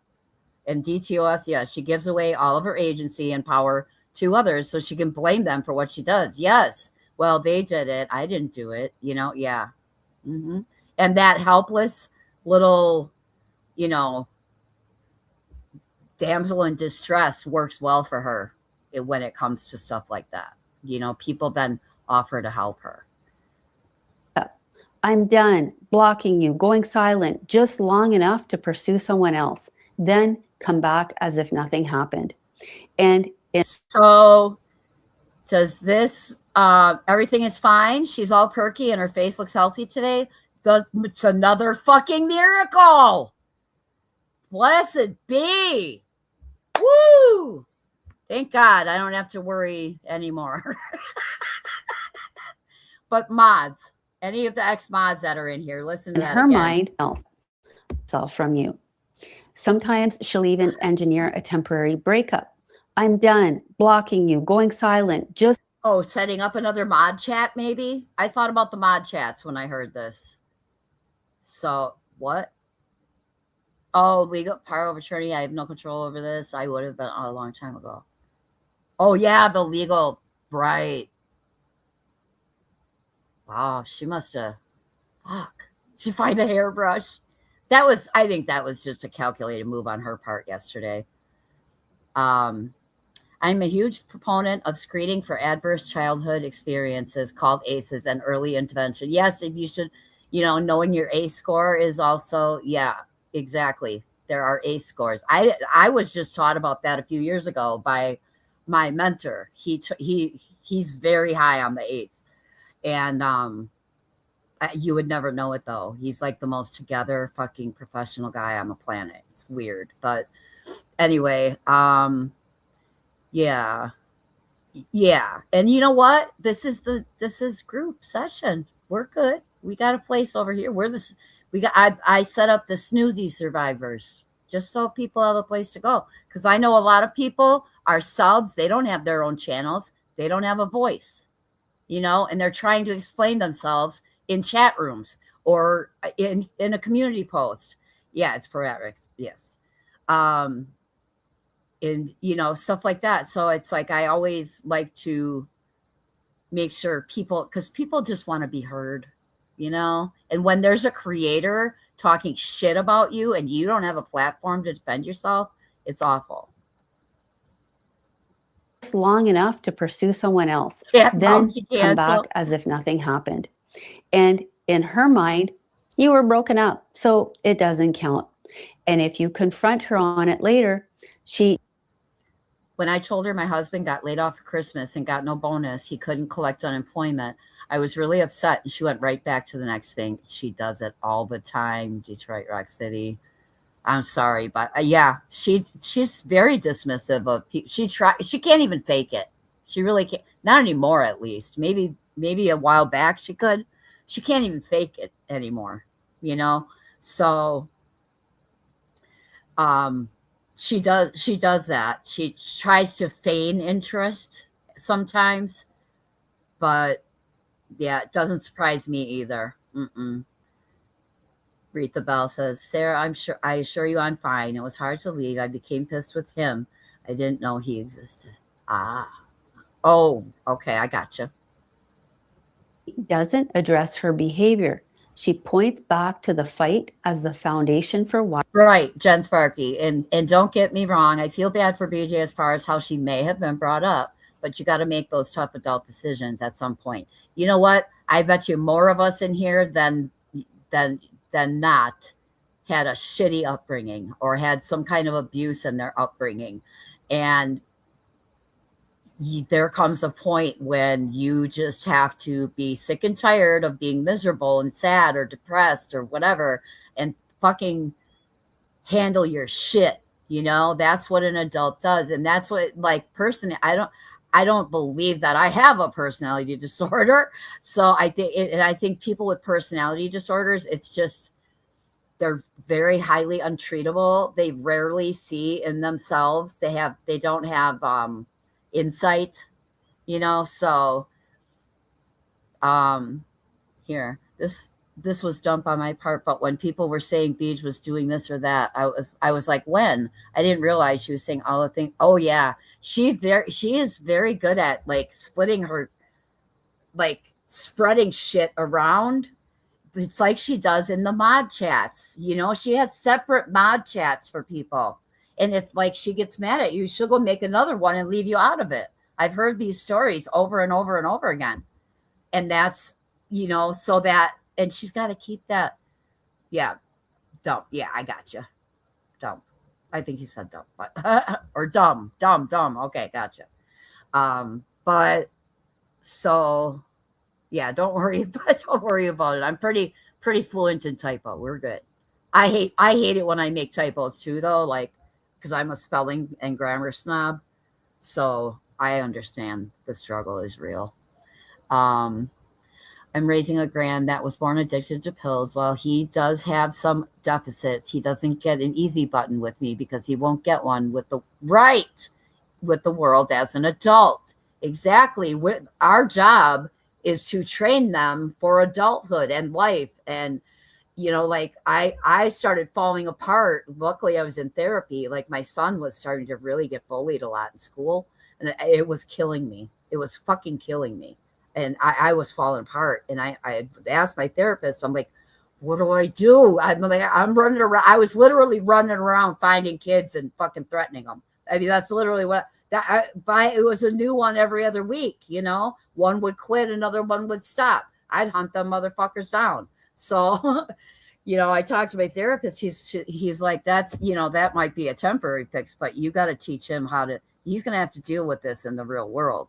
And I know it's hard to watch, but the best thing to do is be there for him and teach him how to process all that and deal with all that and respond to all that, So yeah, it's our job to train them to be good adult humans, you know. Why she did what she did. Now it's not about her lying or cheating.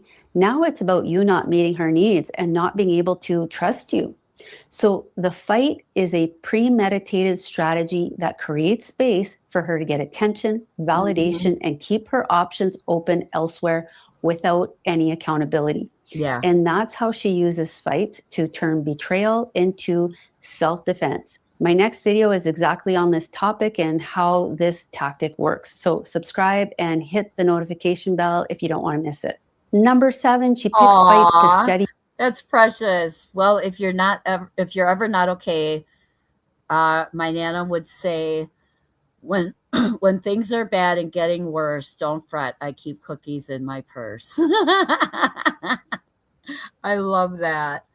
You know what gets me through a lot is I'm Buddhist, and one of our main teachings in life is that life is impermanent, and it's going to change. That's a given, you know. If you're on the top of the mountain right now, you better enjoy it, because eventually you're going to be down at the bottom again. You know, life ebbs and flows, you know. So if I'm doing good, I take a minute and remember, look, enjoy this a lot right now, because life ebbs and flows. It's not going to be good like this. Prepare for the down part. And when you're down, just remember, yes, this too shall pass. And when you're down, just remember, life ebbs and flows. Life is impermanent. It's going to rise again. You know, you have to do what you want to do, what you got to do, but things will always change. So nothing's permanent, you know. Yep. We only get one shot at this life. Yeah. And time is your most valuable asset. You and map your Yep. weaknesses. So Exactly. right from the start, she's watching you like a strategist. Exactly, LG. The only constant in life is change, and that's exactly it. Just watches you. She wants to know what makes you cape, what makes you over-explain, what makes you panic, what makes you apologize, what makes you feel guilty, what makes you feel shameful, what makes you give up your boundaries. And so she's starting fights as an experiment. She pushes, then observes. She withdraws, then observes. She accuses, then observes. She is collecting data. She studies what matters to you, what makes you tick, what pushes you over the edge, and then weaponizes that information. If you are still trying to understand a covert narcissist through the lens of a normal person, you will stay stuck and confused forever. So you can't argue with crazy. You can't be reasonable with an unreasonable person. You know, let's remind ourselves this around here, especially. You cannot reason with an unreasonable person.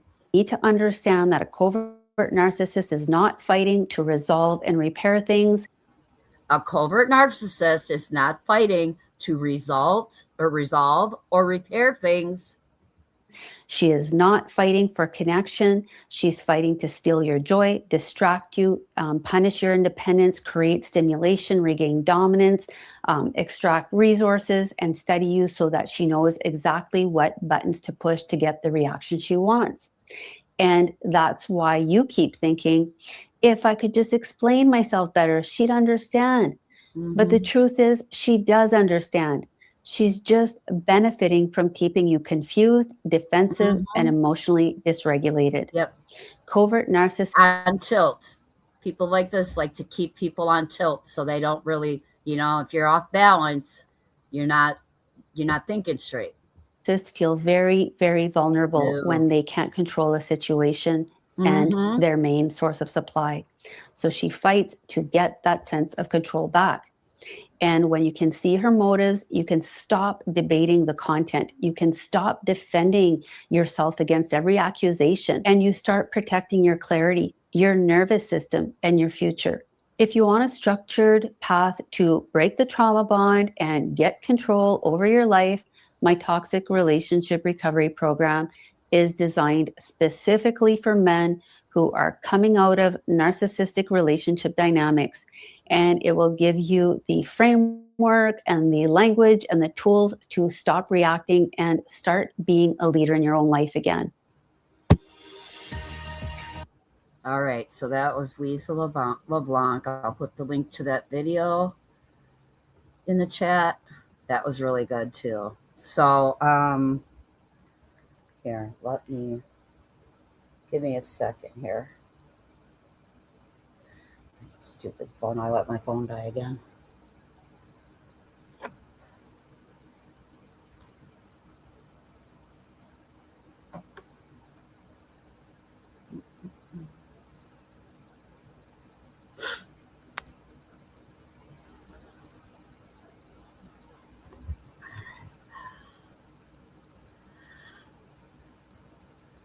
Wait, she love bombed the hell out of her chat. Now she's asking for help with court. Oh my God. It's a little late. Now I don't bother to show up, so all your help will be in vain. But hey, please help me. Such an epic waste of time helping her. It really is.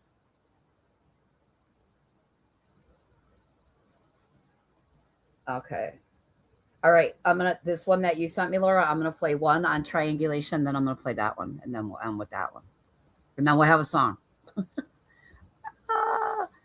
Just think I paid for all this good therapy. I can't imagine having to leave my baby. Shut the fuck up. She did this to herself. Someone just said, I can't imagine having to leave my newborn baby. Where did she leave it to? I mean, where did she go? I don't even know. Okay, let me find the other one here.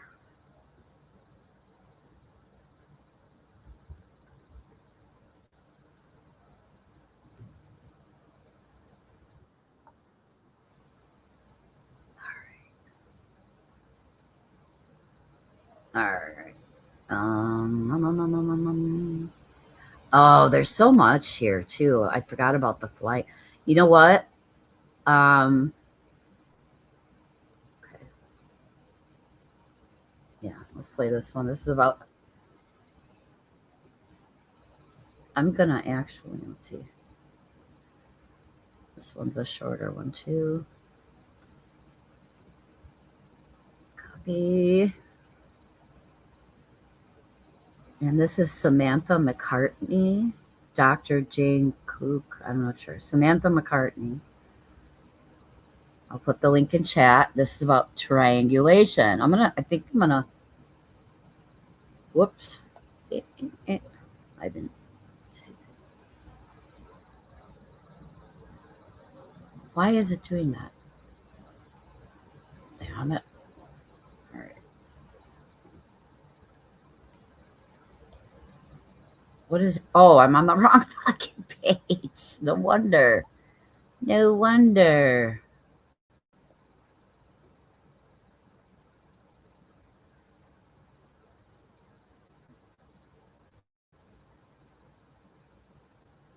Oh, that's the beach one. Hold on.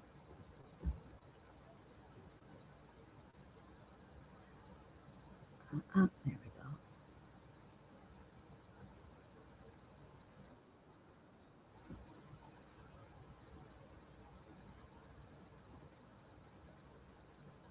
All right, now I'm on the right page. Make sure I got the, yeah, Samantha McCartney. Okay. All right. Got it all under control. This is called Triangulation, How a Narcissist Does It. Very good. It's short, it's good.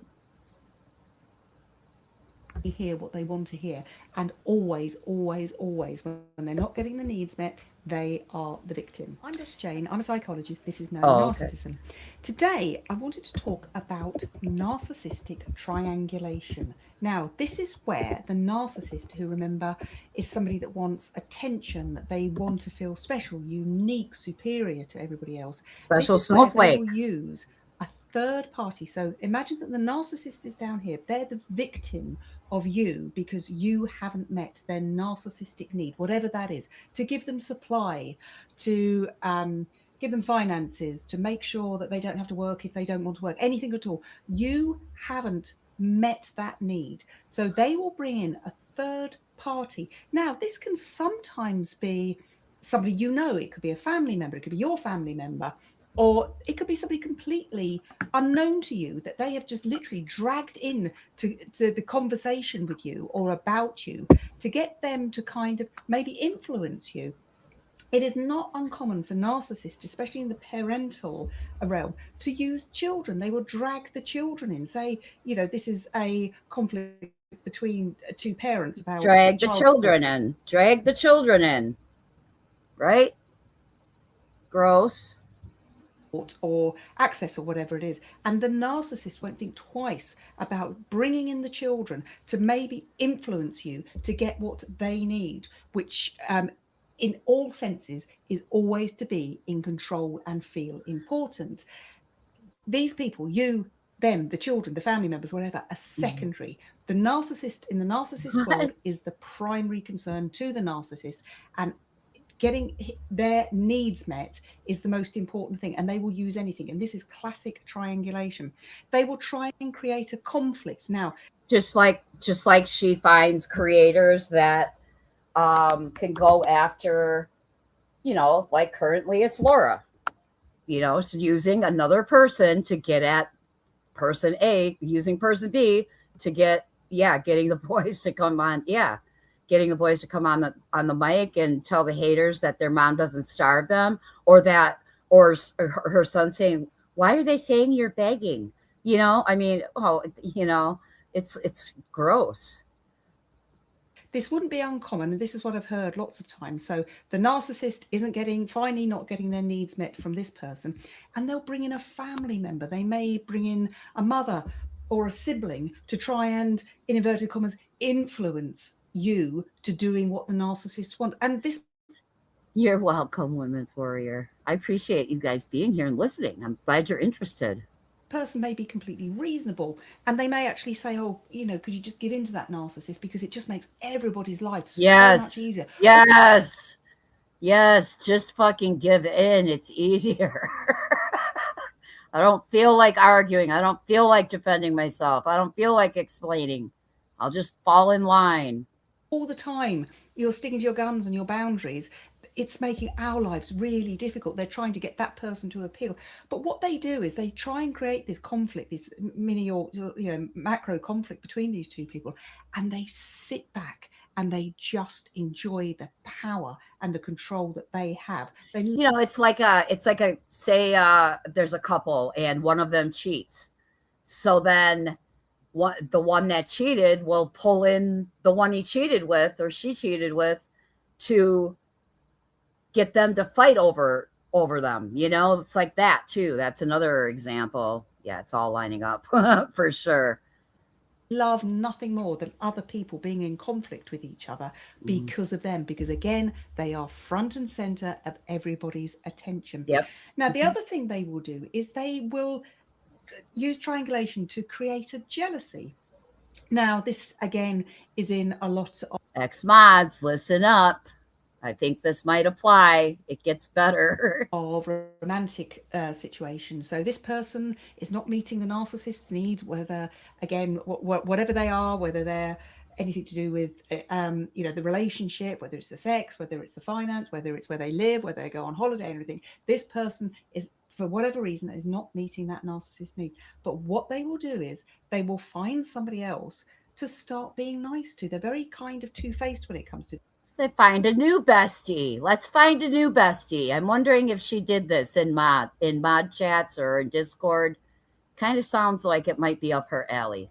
So this person isn't meeting the needs, and the narcissist is nasty and vindictive and dismissive of this person, but they'll go out and get another person in their lives. Now, it could be a complete stranger again, or it could be somebody they know, and they're as nice as pie to this person, but making sure that this other person knows all about it. And of course, when the narcissist rub it in their faces, show off. Whinges to this person, oh, they don't understand me, they won't let me get my own way. Whinging is such a good word, man. I have to start using that more often. Noted. All right. Whinging. This person here kind of feeds the Whinging with wheezy. Okay. narcissist egos by going, you're just the best person in the world. I don't understand this person over here. And again, they may get that person again to try. Yes, Michelle. She does it publicly by over love bombing the people that are giving her the most attention and money. And then it makes other people fight for that attention. It's fucking weird. Influence the other person. So triangulation is getting other people. She's trying to... That's a great distraction, because look how out of control it got in here when I brought it up. She has everyone over there trying to figure out who recorded court. She has Nonsense. She said Nonsense knows who it is. Yeah, because Nonsense says it was Julie. Of course. There's fuckery afoot. There's definitely fuckery afoot.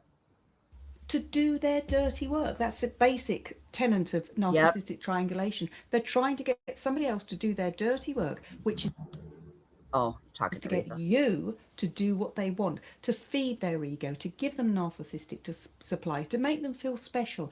Now, this can happen. Narcissistic triangulation can happen in any part of the narcissist world. It could be a romantic relationship, it could be a work situation, it could be a family situation, it could be a social situation. The narcissist will think nothing at all of using a third party to create a conflict. It's like people are all just pawns for her, to get whatever it is she's looking for.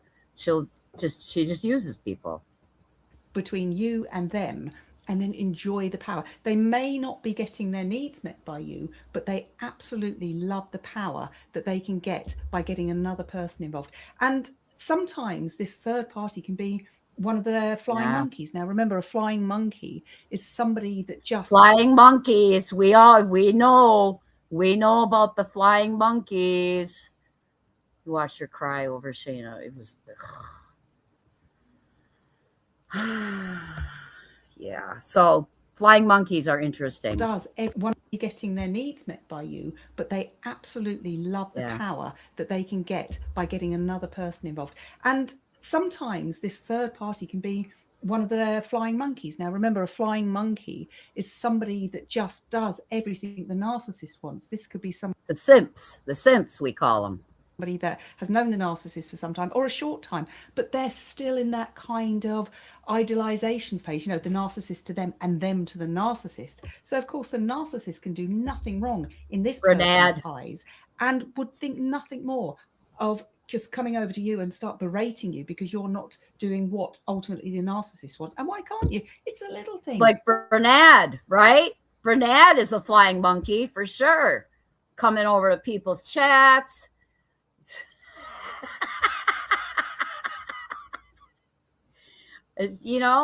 People out there fucking simping for her. Leave Brittany alone. Why can't you just pay for their holiday or buy them a new car or whatever it is the narcissist wants you to do and you can't do? Buy you a car, she mentions. Won't do. This person wouldn't think twice about it. Perhaps ask them to do it. Often in the case of flying monkeys, they are the ones that continue to out of people's chats, screenshotting the shit out of everybody to enable and back the narcissist up to their own detriment. And what happens with flying monkeys is once they're used up and all their resources, be that finance, emotionally, whatever, the narcissist just moves on to another one. Right. All used up. If you're all used up, she just moves right on. Doesn't think anything about it. We know she kept her mods in constant state of triangulation based on what they've shared. Yeah. Leverage is everything. It's all transactional, man. All transactional. Everything is usable. All people in, remember, narcissists love... Like she did to Scoop with Barb. Barb did a live stream about her. Brittany's like, you came to me with your mental health issues, Barb. I thought we were cool, whatever the fuck she said. That's some bullshit right there. Everything is for her use. More than drawing people in with their attention and their charm towards them initially. Love bombing. Once they've got what they want, they just move on.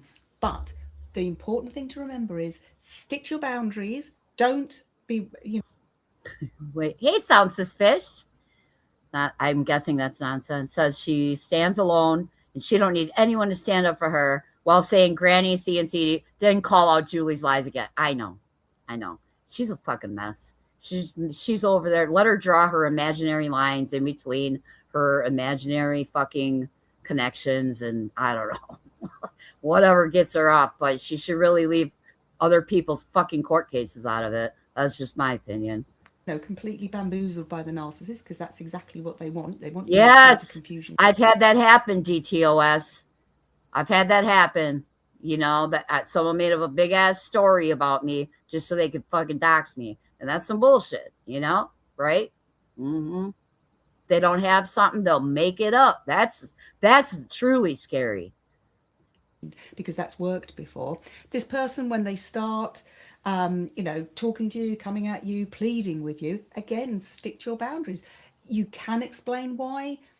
Whether it would make any difference, I wouldn't put too much energy into that. But if you feel that offering them an explanation as to why you're not doing what the narcissist wanted you to do in the first place would be beneficial, then sure, go ahead with it. But don't spend too much time. And also, stuff you've already said to the narcissist, you will say to the other person, and they may take it back to the narcissist. But it's a bit Chinese whispers. The narcissist, remember, will only hear what they want to hear. Yes, and they'll only repeat part of the conversation. You know, like when she read off the dispatch transcript and she left off the part about where the cops were warned to approach with their lights on because there were statements made against law enforcement. She left that part out, you know. And always, always, always, when they're not getting the needs met, they are the victim. Thank you so much for watching. Don't forget to like, subscribe, and so I like that one. All right, so then I was going to get into I'm getting kind of long. I had a couple about smear campaigns, but Laura sent me one that looks like it might be kind of the same. You know, like when the heat is on, then they bring out a smear campaign and try to like shit all over your name and tell lies about you and this and that, you know. So yeah, no lights versus lights. Yeah. Oh, they had to, yeah, whatever. I can't even remember the stupid ass lie she made up because it didn't make any fucking sense to me. So I didn't retain it. All right. Yeah.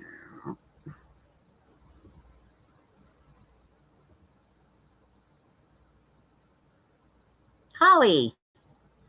Is Holly back?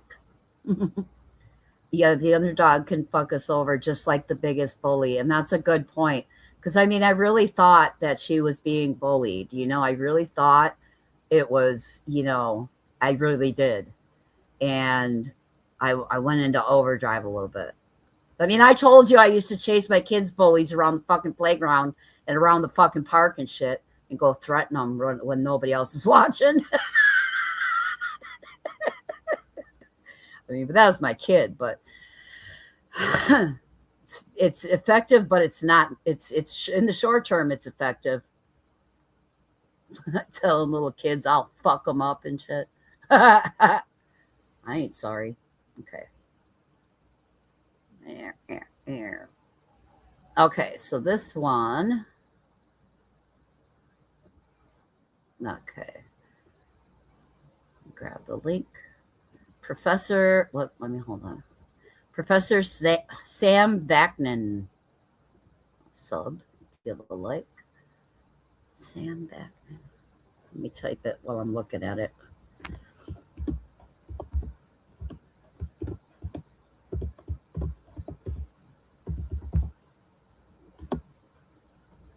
All right. Okay, so this is projection. Why are you targeted? In this case, thank you, Laura, for sending this. Every decade or so, I'm on the receiving. Oh, another fucking Irish accent. Woo, baby. I think it's Irish. Might be Scottish. I don't know. We'll find out. End of an intelligent comment or question. Gasp, And today I hit the jackpot. I've received the following highly interesting commentary. What do you think are the DTOS, I say she don't want solutions, she just wants cash. That's her that should be her tagline. No solutions, just cash. characteristics of people who most easily allow us to project onto them? The ones that are most likely to project onto. In other words, the ones made that him a stronger kid, you know. He's good. He's doing really good now. He's really coming into adulthood well. Thank you. Attract projection from other people. What are the characteristics of people who are most likely to project onto these people? If it is a unique combination in every case, then my question is pointless. I'll give you a hint. Here, there's a link in the chat. Amber says Professor Sam Beckton offers extensive free resources covering narcissism, psychopathy, and narcissistic abuse recovery. So there's a link in the chat. Thank you so much, Amber. It's not.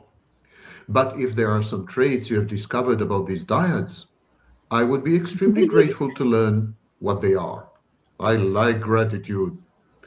What makes us project onto specific people?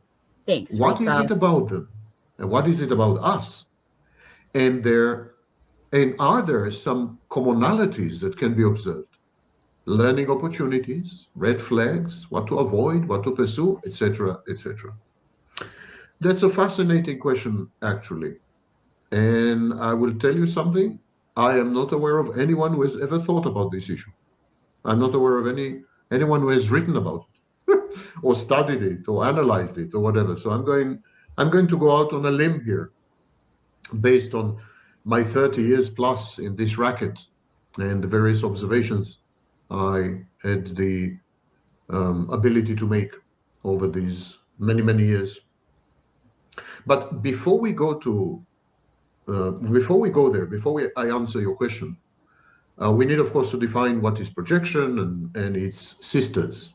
This projection is one of a family of defenses that resemble each other so much that many self-styled experts confuse them, and shamefully, many scholars confuse them as well.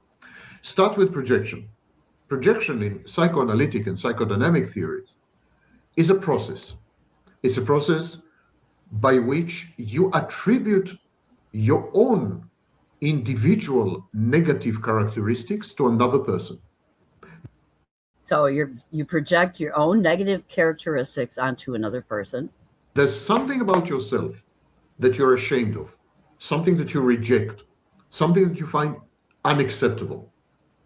And you can't live with it. You can't admit it, not even to yourself. It's really hard for people, especially with emotional dysregulation, to sit with that idea, to sit with the uncomfortableness of it. So they are constantly creating chaos or distractions or putting it on other people. They can't sit with the negative emotions at all. Not even in the dead of the night. You can't, simply can't. It unsettles you, it creates ego dystony. And so at the end, what you do, you take these parts of you that are intolerable, that are burdensome, that are unbearable, and you attribute them to other people. When these parts are positive, the process is known as idealization. When these parts are negative, the process is projection. These parts could be anything. Could be traits, could be affects, emotions, could be even behaviors or impulses. And you could attribute it to another person, or you could attribute it to a group. You could characterize a whole group by projecting them, they, these people, blah, blah, blah, blah. A whole group, them, they. Onto them. And this is known as stereotyping. And the result is stereotypes. So projection is a defense. You're defensing. Yeah, he almost sounds German, right? I thought it was Irish at first, but he sounds German. Yeah, Yeah, Vakna's term. Against your own discomfort, against your own shame, maybe guilt. No. You're defending against the unease and the upset and the discomfiture that are involved in admitting to yourself exactly who you are, in looking yourself in the mirror. So it's a defense mechanism where unpleasant or unacceptable impulses, stressors, ideas, affects, beliefs, values, responsibilities, traits, behaviors are attributed to other people or other groups. So okay. An oh yeah, example would Russian. be Russian, yeah. where someone conflicted over their anger management issues would say, I'm not angry at them, they're angry at me. Someone who is a I didn't do anything to you. very hateful person, but knows it's not okay to be hateful, is constantly being told that being hateful is morally wrong. That kind of person would say, I don't hate anyone, they hate me. These defensive patterns are used to justify prejudice, to avoid responsibility. And when taken to extreme, they can result in paranoid ideation or even paranoid delusions. An individual who constantly projects, an individual who tars and colors other people in a negative brush all the time may come to blame other people for whatever is happening in their lives. Yes. When you project other people, your own hatred, your own anger, your own sexual orientation, you're a latent homosexual, but you attribute it to others. Right.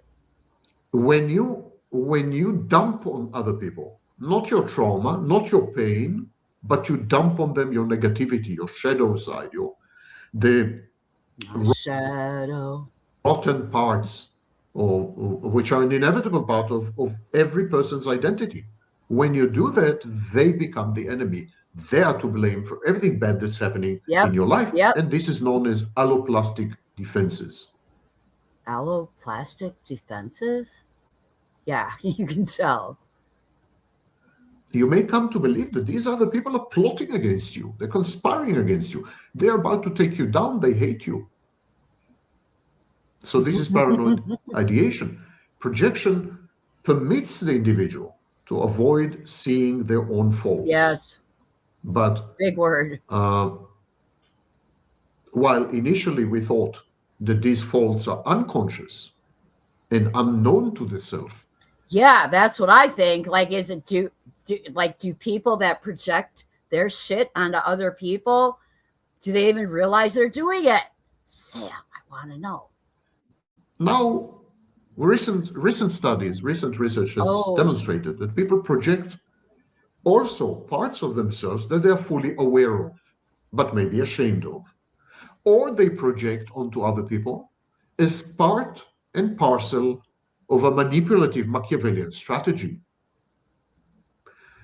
And this begins to segue into other forms of projection, much more compounded forms of projection. Take, for example, projective identification.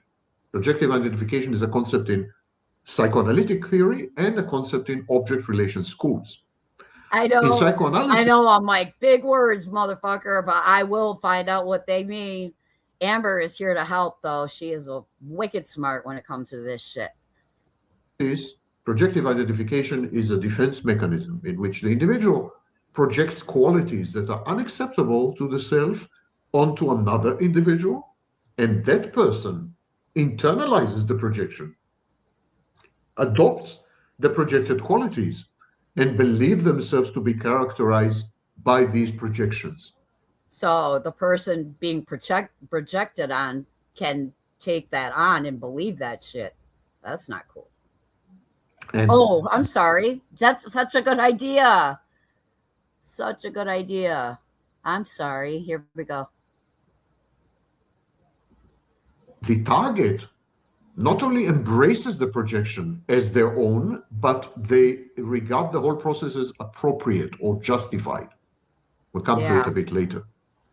So this is in psychoanalytic theory. In object relations theory, especially the work of Melanie Klein, again, projective identification is a defense mechanism in which a person fantasizes Israeli. that Okay, a part thank you. of their ego is split off and projected onto an object in order to harm or to protect the disavowed part. And so this allows the individual to maintain a belief in their own omnipotent control. Let me translate this to English. Yes, thank you. There is a part of you that you hate, part of you that you reject. You find this part unacceptable. Yes. Some kind of trait. I'm with you so far. The part of you that you don't like about yourself. Okay, Sam. Quality, characteristic, some type of behavior, maybe a failure in the past, some memory. You can't live with it. Can't live with it.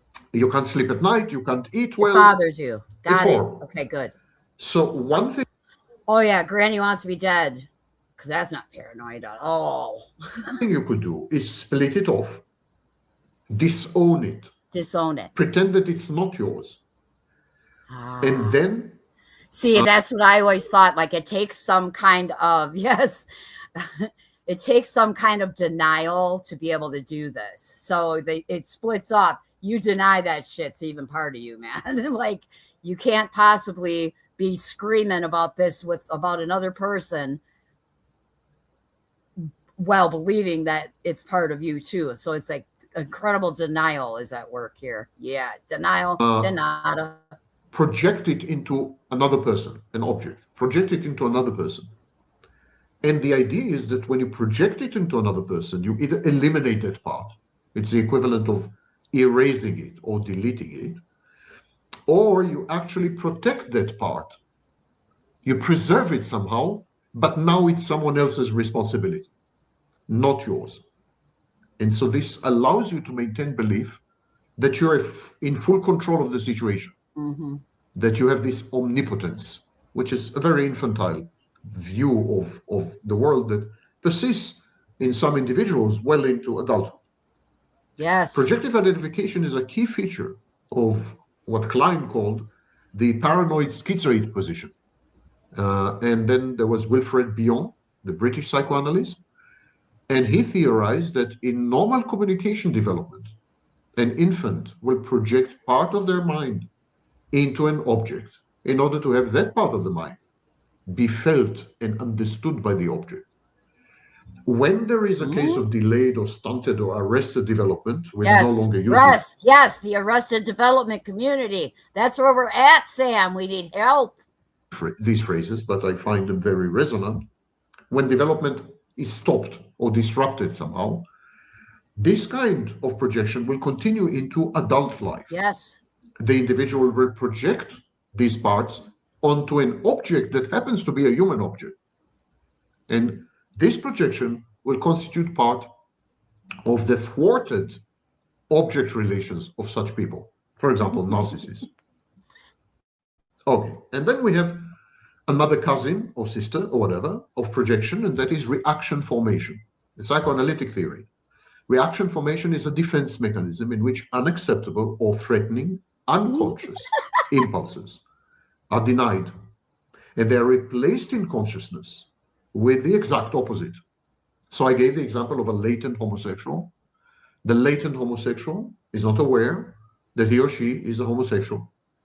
It's unconscious, and yet it's there. It's threatening.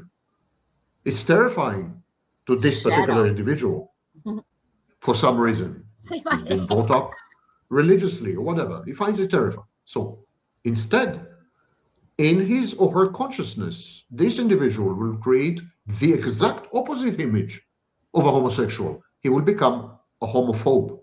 Yeah. That happens a lot, Sam. We know this, right? Become a hater of homosexual. To conceal an unconscious prejudice, an individual may preach tolerance. To deny feelings of rejection, a mother may be overindulgent towards her child. To deny your homosexuality, you become a homophobe. There's a symbolic relationship between the unconscious wish and the conscious opposite. The outward behavior, protestations, utterances, speech acts, provide a disguised outlet for the tendencies that it seems to oppose. Okay? Now you have all the terminology. You are as knowledgeable as I am, at least, and we can finally answer the poor commenter's question. In the meantime, he got much older and more. Yeah, I'm a little bit slower with this type of stuff too. I have to process very slowly these days. I blame the brain fog. Frail, and I think it's time to answer his question. I think it's a he, I'm not sure. To remind you, when we were all much younger, when I read the comment, he asked, what makes you a target for projection? How does the projector, the person who projects, choose the target of projection? Why does someone who projects, why do they choose you and not someone else? And I think there are 5 reasons. Sigmund Freud came up with the idea of narcissism of small differences. He said that people behave like narcissists and they feel entitled, become aggressive, hateful, vengeful, and so on, because the target of such untoward traits and behaviors resembles them.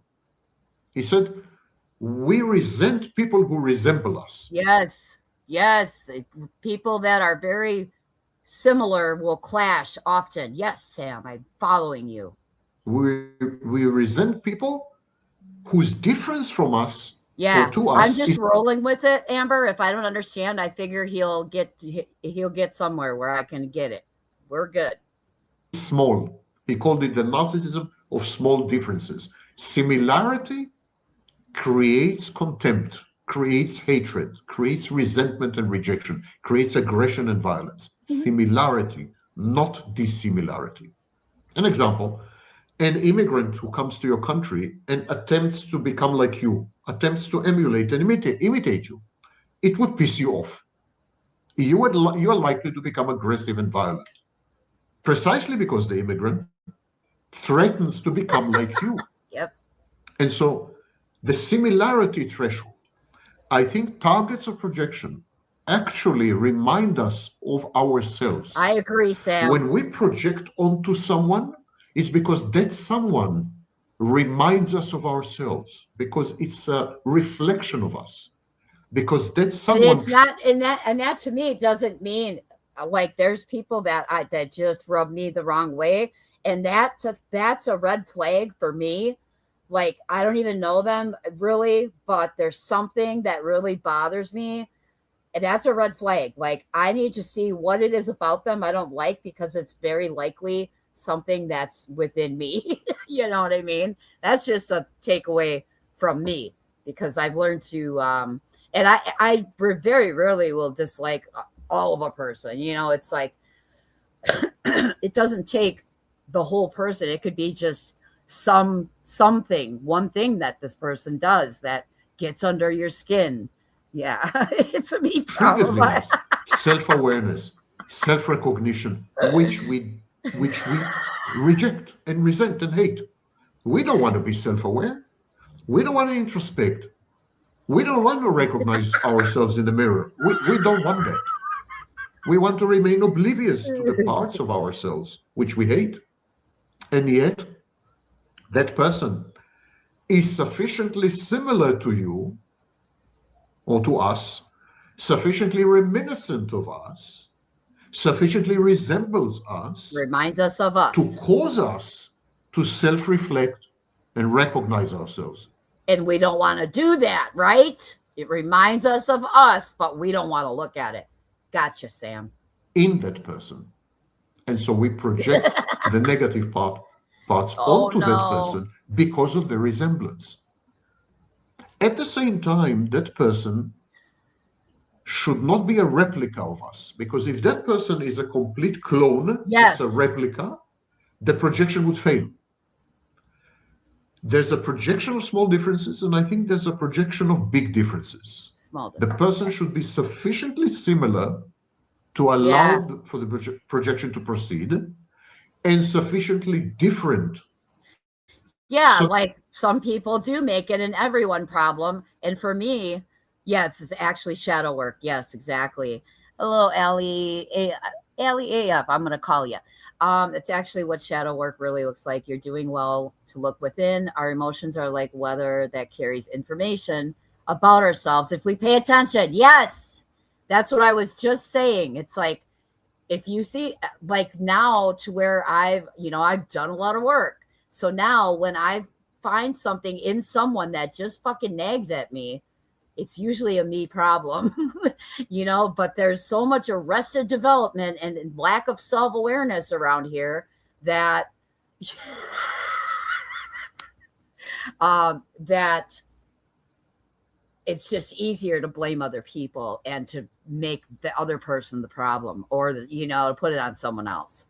It's all about emotional maturity, that we feel comfortable that the projected content or the projected material by right characterizes that person much better than it characterizes us.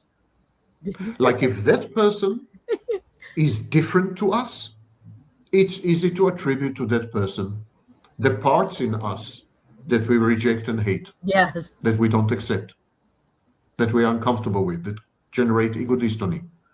We say, I'm not stingy.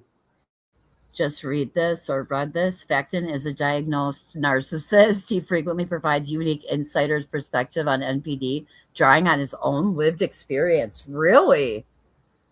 Huh. That's interesting. Interesting. Let's see. Doesn't mean if that's accurate, doesn't mean that means his knowledge is very valuable. So, yeah. Okay, Irish, we were probably on the same wavelength. We did the work. We were like peace, love, and meditation, and then slowly the fuckity fuck started coming out. Then the soda. Well, as I like to say, namaste, motherfuckers, because I'm all things in one. But that person is stingy. I days. recognize that person's difference to me. And I recognize that difference not only in terms of stinginess. He is different to me because he's an immigrant. He's different because he's black. He's different because he's a Jew. He's different because he's short. He's different because he's tall.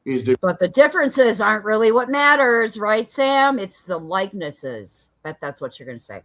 Different because he's whatever.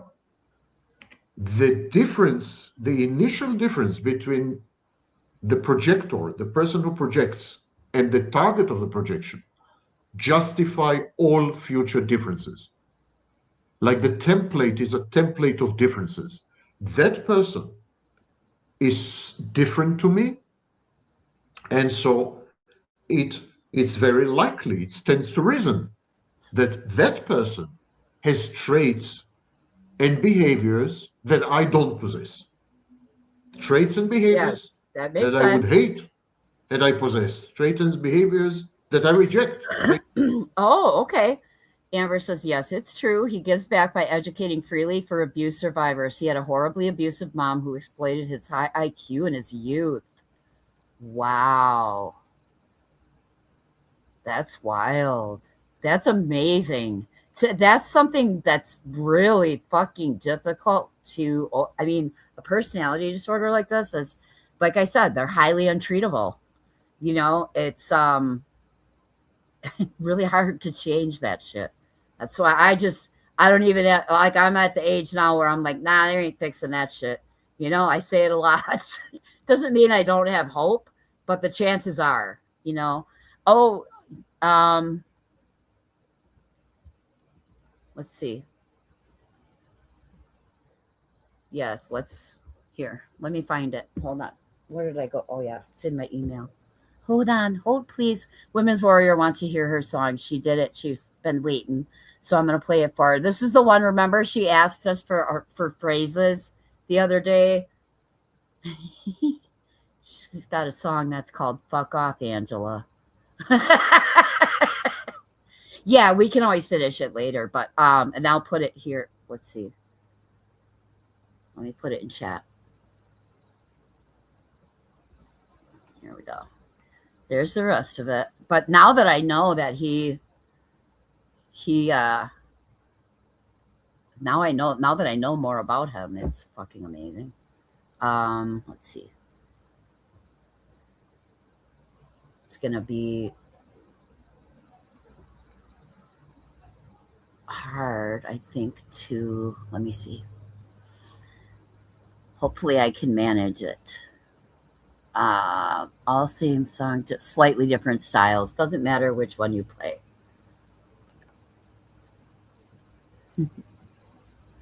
Fuck off, Angela. Fuck off, Angela. Okay, let me see if this will pull. Ah, look at this. Let's hope the sound works and everything. Okay. All right. This is from Women's Warrior. She collected a bunch of phrases from us the other day. And this was what she came up with. Hopefully y'all can hear it. If you don't hear it, let me know. Put some flags in the chat.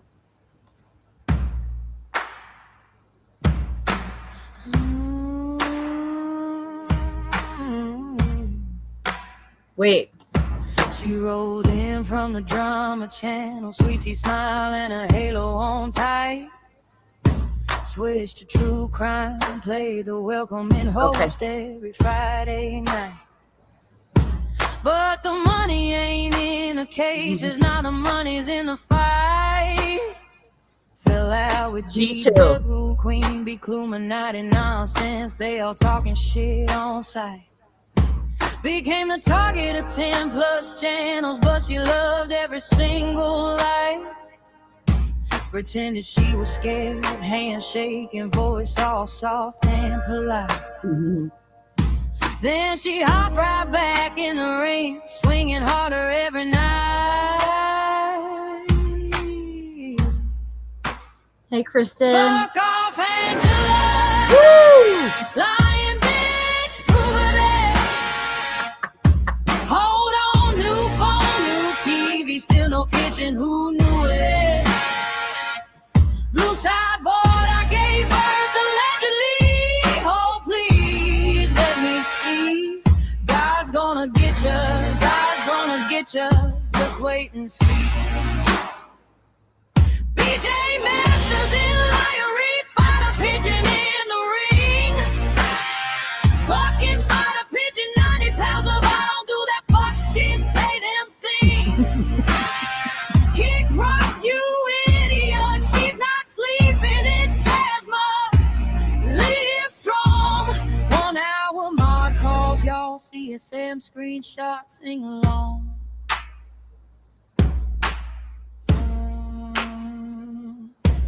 Sweet Southern belle on the outside, God worshiping grin. Behind the scenes, the mods are leaving, spilling tea on the grip she's in. New car hits, laptop Christmas, lawyer fees sitting at $8 grand. Kids need this, kids need that. Audience eats it straight from her hand. Fell asleep on live again, Craig drunk in the back, slurring every word. Firearms on the counter, little kids running around, new baby just occurred. 6 different delivery stories, DV history nobody wants to hear. But she's forever the victim, crying while she throws the next spear. Fuck off, Angela. Lying bitch, prove it. Hold on, new phone, new TV, still no kitchen, who knew it? Blue sideboard, I gave birth allegedly. Oh, please, let me see. God's gonna get you, God's gonna get you. Just wait and see. Nice bracelets look like jail bracelets, but Jesus Christ, from Coca-Cola. Let me see, masters and lies, diarrhea of the jaw. Diarrhea of the jaw. Kick rocks, you idiot, she's not sleeping, it's asthma. walls, y'all see a Sam screenshot, sing along. Reality wins, sits right by her side every single night. Biggest supporter, Ivy League nurse, blind to the grift in plain sight.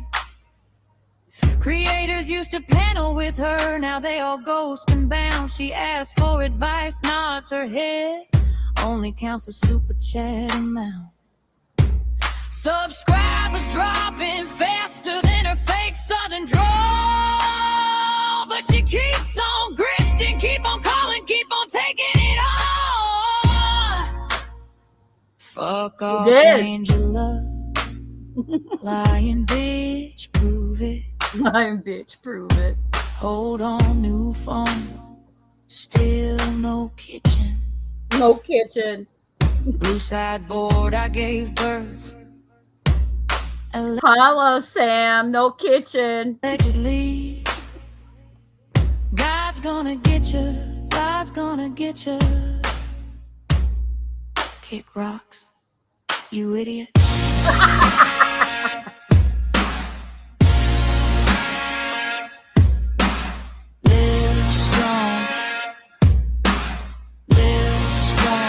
Live strong.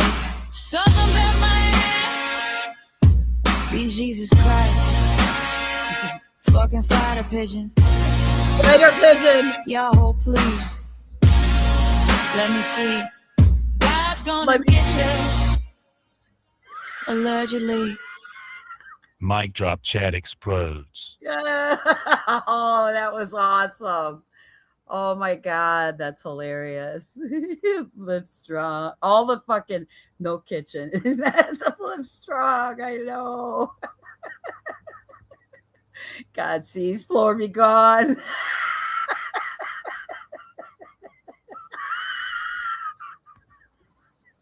Oh, it's so good. So good. Thank you, Women's Warrior. Oh my God. She's like, Michelle, she put her name on it. Hell yeah, she did. Oh my God. Okay, let me just. All right, we're going forever here at 4:11. So I'm going to just check my, as I always do, check my notifications, make sure we don't miss any news. I'm really, really praying. Let's see. No. I was really hoping somebody would have clipped that fucking pink. Shit, I'm really tempted to play it. I don't know. Yeah, no, I'm not going to do it. Leave it for Laura. Laura can do it. You can do it, Laura. Yes, great song. That was fun. Prove it.